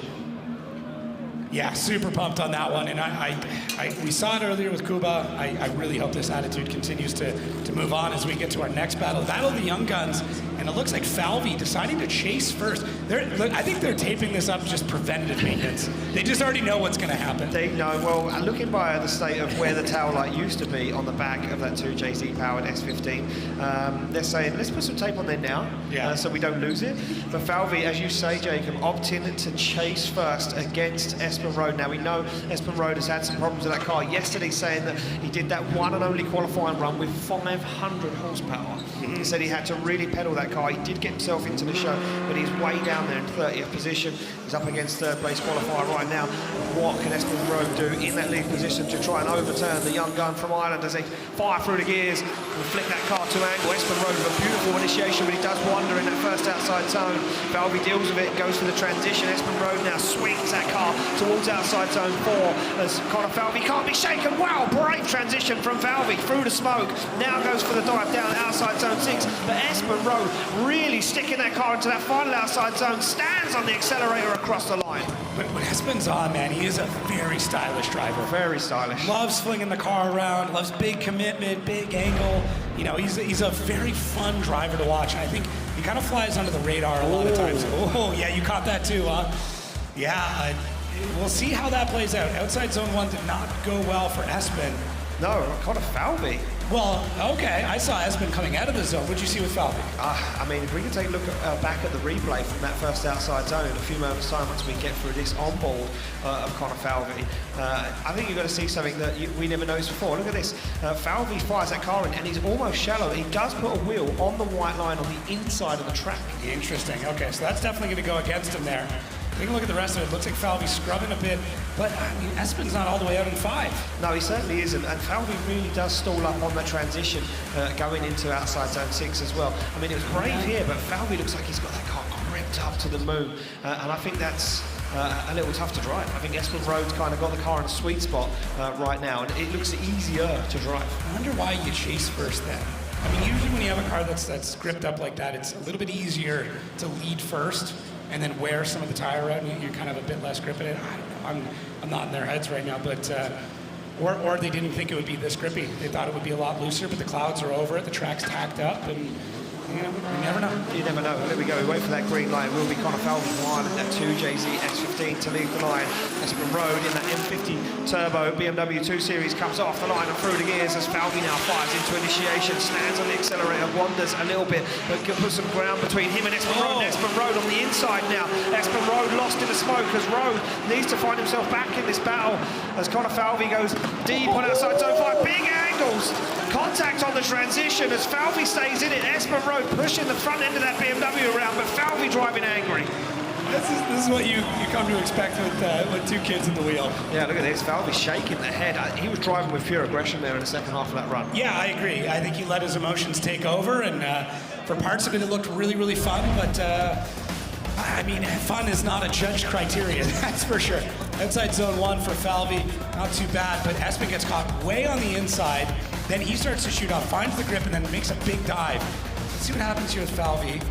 Not looking good. I'm going to say Falvey to almost outside zone 5 looks incredible, but the angle he pulls at 5 is where the judges are going to be looking at, because it was huge angle after the zone. Look at this, full lock, and then has to really rotate that car back around for 6. Now he gets the job done, but does that upset Espen Road? It is an over angle, and the judges did talk about how over angling we're using. Oh man, that is just absolutely brutal. Yeah, viewer discretion advised on that one. Falvey does add a ton of angle, but he does get it done. He does make it work. I wonder how the judges see this. I mean, Espen Road up until that point was really not really in the fight and cut into track a lot. I agree. I 100% agree. But that is a huge amount of angle. That is all of the lock and then some. Man, tough call. Tough call. Fun battle, though. Very fun battle. Look at that, bumper to bumper. Unbelievable shot there. Yeah. Well, 2 young superstars out of the car, one from Norway, one from Ireland. Who's going to be taking it through to the top 16? Start left for Falvey, right for Espen Road. It's going to be Connor Falvey. Connor Falvey getting the job done and advancing through into the top 16. You can see a little sigh of relief there from Falvey. I think with the shake of the head at the end of the run there, I think he thought maybe he'd knocked himself out of the competition. Maybe that over-angling through 5 or something like that, but either way, he's moving on, and we're going to get a few words with him. We certainly are. Becky's down there with him. Hannah, congratulations on getting through that battle. It looked a little difficult for us out there, but can you tell us from your point of view how that was for you? Yeah, it's a bit different. It's definitely not the same as last year. Last year was very flat out, and this year I seem to be making a lot more mistakes, but I don't know, is that just more power in the car and stuff, trying to get used to it? But yeah, it was a good clean battle. It was probably my best lead and chase run today, so definitely happy with that. We'll try to keep it going now for the next one. Can you give us an insight as to why you chose to chase first? I chose to chase first just because the tyres aren't lasting, so if I choose to lead first, I would have had a good lead run and I mightn't have the tyres for the chase, so me and my team decided we'd chase first, and it seemed to work this time. Brilliant, we'll see you in the top 16. There you have it, guys, tactical choice. Yeah, tactical choice. Thank you, Becky, for getting that information. Yeah, thank you, actually, appreciate that. Yeah, I mean, interesting to know the tyres aren't lasting. I mean, I toured around the pits and I wasn't seeing like completely spent tires. So maybe I'm missing something. Maybe I didn't check theirs, but there seemed to still be some tread left. Yeah, that contact was pretty brutal on Espen Road another weekend. And hard to see when Espen Road says, I had a refresh this weekend for the car, brand new body kit, new livery, looking good. Well, here we go. Historically, an incredible pairing between these two guys. If you've been following Irish drifting or European drifting for a number of years now, you'll know that these two guys have gone head-to-head more times than I have fingers to count on. It's Jack Shanahan in that lead position to take on Dwayne McKeever. And Dwayne McKeever earlier in the spots tower when I was chatting to him said he is lucky to be here today. Interesting, okay. He said he didn't feel like his qualifying run was that good. He said, I feel blessed that I made it into top 32 action, and let's see how I get on against my very good friend Jack Shanahan. Well, here we go, they fire through the gears. Jack Shanahan to lead out Dwayne McKeever. Shanahan wanders deep and out of outside zone 1 very early. Shanahan now almost shallows up the angle. McKeever deals with it and goes for a transition on the back bumper of Jack Shanahan as they fire into that final outside zone. McKeever looking for the door of that 2JZ powered Toyota GT86. They go wheel to wheel and across the line. Super uncharacteristic of Jack through outside zone 1. That car just bit and gripped, and then it just shot him offline. And I was not expecting that to happen by any means, and I'm sure Jack feels the exact same. So on initiation, did he grab? It almost looked like he touched dirt there for a second, but Jack comes out of that zone about halfway through. That is going to be a massive detriment to his score. And he does an amazing job of adapting through the rest of it. And so does Dwayne. Because at this point, Dwayne's in a terrible spot. You're caught on the inside. You're picking up a ton more speed than what you're probably used to. There's Jack working that car a little bit, trying to just massage it from 3 into 4. Good transition into 5. Jack dropping it down a gear. And then Dwayne, I mean, he starts to make a bit more of a push to gain proximity through the transition into 6. But you're going to be caught out on that first part of the track. And it's just very strange to see Jack do that. Yeah, as you say, it forces Dwayne down on the inside as well, which makes the transition to outside zone 2 very tricky because he's further on the inside than what Jack is. So that would have really upset Dwayne McKeever's line. Look at good the job bouncing in Dwayne's car though. The front end is just hopping up and down like a low rider. Oh man, the compression there in Jack's car. Yeah, really, really strange. There's Dwayne. So as we transition around, I think that was 5 into 6. They're back on the line and ready for the second half of the run. They get the thumbs up all around. Both cars slam the doors closed and they wait for that green light. McKeever to lead out Shanahan, who's right in the top 16. One of these drivers, Shanahan, now in the fight for the championship. I said he's not thinking about it. He's just here for fun and partying as they fire in. And look at that, McKeever not making any mistakes. But Shanahan dives through the smoke onto the back bumper and onto the side of that Nissan 200SX as they go back across and look for outside zone 5. Shanahan not messing around. Takes a bit off the front bumper on the back end of McKeever's car as he now jumps onto the front wheel, pushing McKeever across the line. Yeah, Jack's just trying to win from the chase. No, he absolutely knew he had a mistake, and then jumps in the chase and just goes at it. And the trust that he has with Dwayne. I mean, I would say of all the Irish boys, there's just this level of driving that comes out when they go head to head because they've driven together for what feels like forever. Dwayne looking good, just dipping a tire off on 1. Jack already showing signs of what's to come through the rest of this run. Tons of aggression through transitions, timing things really well. This will give you a good idea of how close he gets. Oh my gosh. He even gets a quick little handbrake pull in there. Downshifts in the third early, yeah. Wow, that's interesting. That's super strange. Oh, the aggression from Jack is unbelievable. Yeah, but the question is going to be, is it enough to make up for the mistake? Because Dwayne's lead run is great. Yeah. There's nothing major there. a beautiful chase job, though. He was just dropping to third in the chase. He wasn't doing that in the lead, right? No. Well, I don't think so. I thought I saw him drop the gear in the natural place between 5 and 6, and there we go, the hand signals. Oh man, to be a fly on the wall for that conversation. Well, here we go, slide left from McKeever, right for Shanahan. It's going to be Dwayne McKeever. Dwayne McKeever gets the win, advances through to the top 16. It comes all down to the lead line from Jack Shanahan. Falling out of outside zone 1 is not what the judges were looking for, and one mistake took him out of the battle. And there's the banner. The banner's back again. Oh, man. And we had a good look at that earlier on. And, don't look at it too hard. Well, Becky's down there trackside with Dwayne McKeever, the man who was lucky to be here, but now he's in the top 16. Absolutely, guys. Dwayne, you did say you were lucky to be here, but you've just got through your top 32 battle. How was that for you?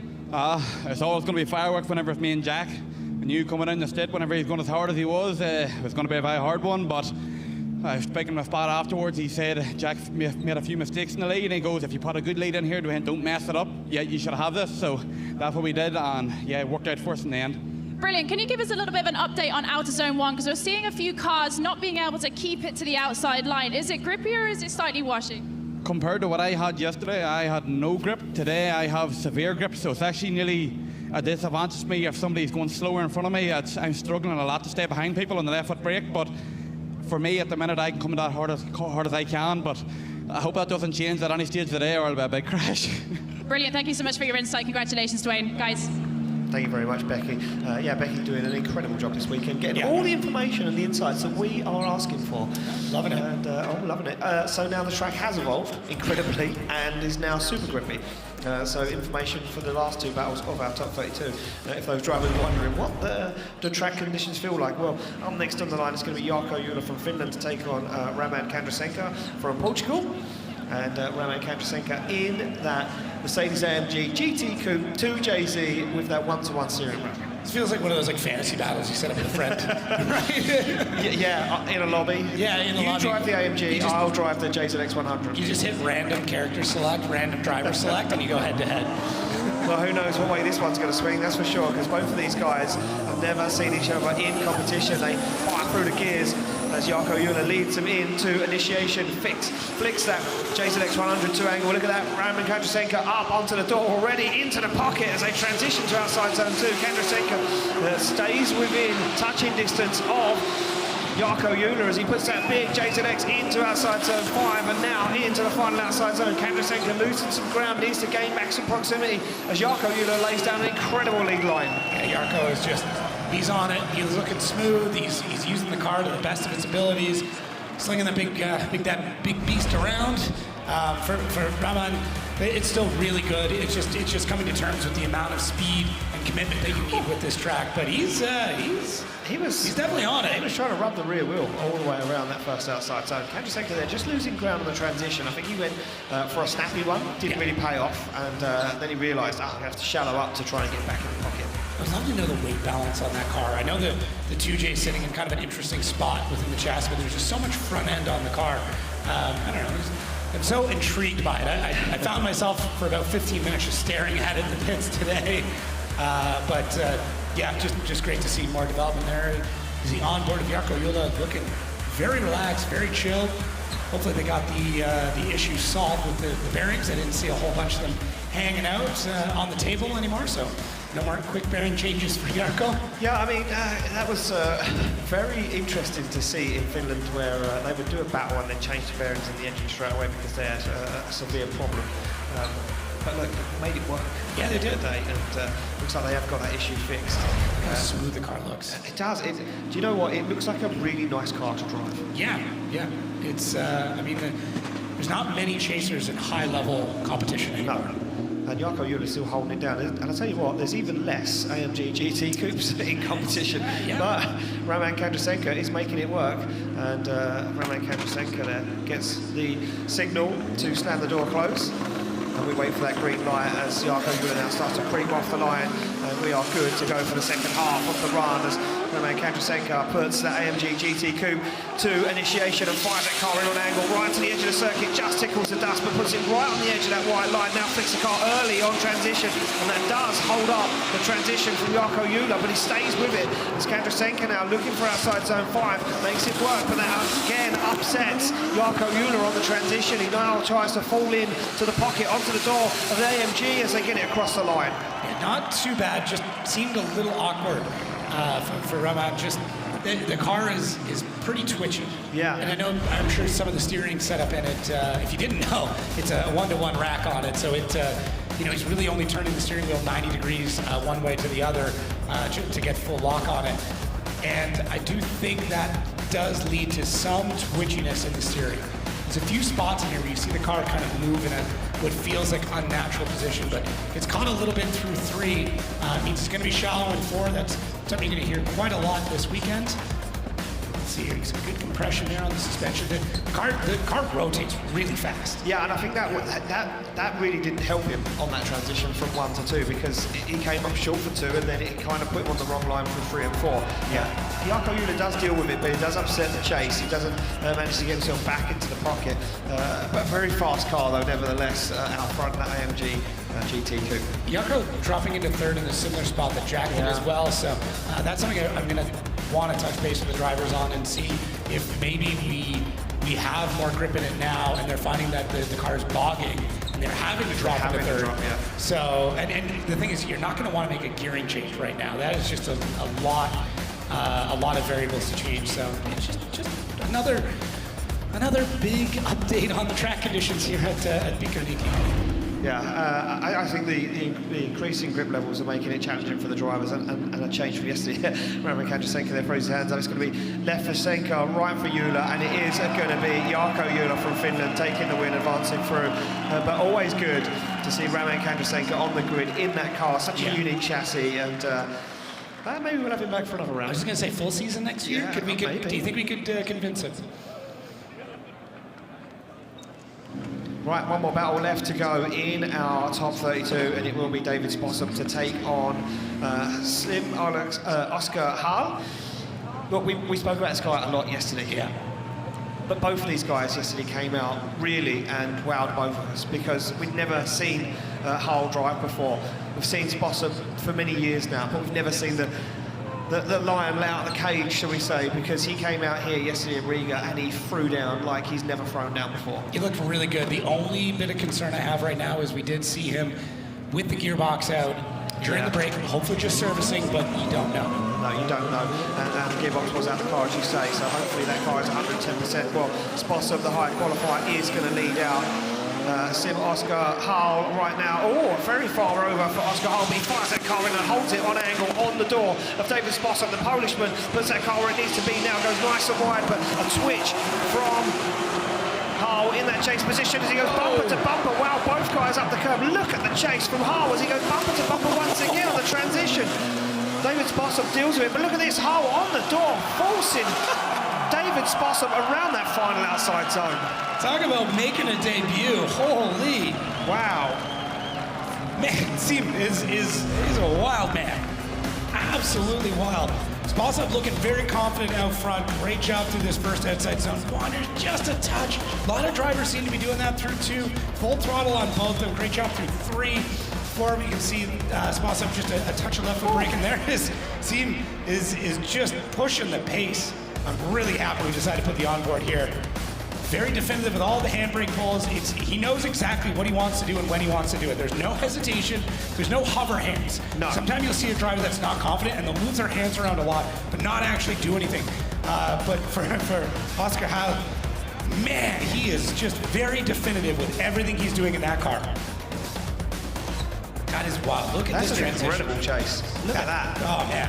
Just a great dive in, pulls the proximity. He's a phenomenal driver. I mean, and I know we haven't really highlighted Spossum, who did have a great lead run. Look at this. Oh, man. That could have been it. That could have been checkers or wreckers on that. That could have been. That was a do-or-die move there for Sim Oscar Hall. And David Spossum out front, though. Once again, another solid lead line. That guy is on rails this weekend here. Yeah. this is a battle that we could have seen in top 4 for sure, and it's fortunate we get it now, but it's unfortunate one of them's going to be going home because they are both on just heaters. Well, what is the Estonian going to do now as he leads out David Spossum? Spossum would have known and felt the pressure being applied by the young Estonian as the Polishman chases down Sim Oscar Hull. They fire through the gears. Sim Oscar Hull looks to get that GT86 2 angle, and he does. Sets it up lovely for that first outside zone. David Spossum down the inside, maybe caught by a little bit of the pace, but now starts to get himself into the battle as they fire to outside zone 4. Back across the circuit, Sim Oscar Hull, no messing around, full throttle on the transition into outside zone 6. The lead line from Sim Oscar Hull is absolutely beautiful right now. Spossum can't get on the door. Wow. And rightfully so. These fans, listen, we're changing our flight zone. We're going to Estonia. We're going to figure out what's in the water there, because this is nuts. The speed that he's got, the commitment, everything. It's what you look for in a great lead run. It was almost no handbrake on initiation as well. Yeah, he literally just slowed the wheels enough to set the car and then was gone. Just to settle out the suspension, and that's it. But for Sim, I mean, he is, look at how smooth he is on those transitions. Drops that gear down, handbrake pull, back on the wheel, working a little bit of the left foot brake, but yeah, that is wild. And Spossum just didn't really have an answer for him. He certainly didn't have an answer for him. He just couldn't gain the proximity. Every transition that David Spossum went for, he just couldn't really get himself back into the pocket. Sim Oscar Hull had an answer for David Spossum today. Yeah, and full throttle through every transition. Look at that, full throttle. His pits are not far from where we are. I think we have to go and say hi. Oh man, it's just a phenomenal lead run. There's nothing else I can put on top of that. It's just really good. Wow, that is incredible, and I tell you what, he's a wild card that has definitely raised some eyebrows. Spossum's like, I mean, he was a spectator. He see it in first hand. There we go. Slide him left for Hull, right for Spossum. It's going to be Sim Oscar Hull getting the win and advancing through to top 16 here at Drift Masters. And look what it meant to that young man. I tell you what, get that man a full Drift Masters season next year, because he is exciting. Becky is down trackside with the young Estonian wildcard. Becky, he's come to play the game this weekend. Congratulations, Sim Oscar. Can you hear your fans shouting your name out there? That was an incredible lead run from you. Yeah, well, thanks for everyone for coming out. I'm just doing my best and showing what I can do. How are you finding the track here in Riga this weekend? You seem to have got it on lock. Yeah, it's definitely difficult, like the other guy said, but you know, everybody has the same conditions, so I just have to adapt. Absolutely. Well, we'll see you in the top 16. Congratulations, guys. Thank you very much, Becky, and look what it means to that young man. Yeah. And, he's just out here showing what he can do. Well, I'll tell you what, Sim, we love what you can do. Yeah. We are big fans of what you can do. And I think the rest of the paddock now just look around and went, this guy's a threat. I think a lot of the drifting world just started Googling. He's a threat. Yeah, they started researching this young man, because until this weekend, I'll be the first to admit, I never knew of him, I never researched him, and I tell you what, I'm definitely going to do some research on that young man. Look what it meant to him, his first win at Drift Masters. He takes out a very on-form David Spossum. Yeah, that's a big win, and we're going to see who he's up against. We're going to see who everybody is up against as we take a look at the heat tree for top 16, and I can tell you right now, it's a heater. It certainly is. Well, there we go. They are the battles we've got coming up this afternoon here in Riga at 5:20 p.m. local time. For me, Laurie Heiden and James Dean, that is one of the standout battles in the first half of that top 16. Jacob, what about you? I mean, I'm going to go Connor Falvey, Dwayne McKeever. I mean, right next to it. But they're all great. Jarkko Juhlasima is going to be crazy. Piskolti, Piskonski, that's going to be a tongue twister, but we'll get through it. And Connor Shanahan, Oliver Redlew on that whole right side. Man, every battle is going to be incredible. It certainly is. Well, from me and Jacob, we'll see you soon. But we're going to hand it down to Becky, who's going to round our show. Becky, what a top 32, and we're only just getting started. Ian, absolutely. I mean, the action here on track is so hot. This is honestly my favorite round of the season. And as we've just seen there in our top 32, it does not disappoint. But make sure you join me, Ian, and Jacob for our top 16 at 5:20 local time, live on Red Bull TV. Get yourself something to eat, get yourself a drink, strap yourself back in, because we've got it all to come. See you then.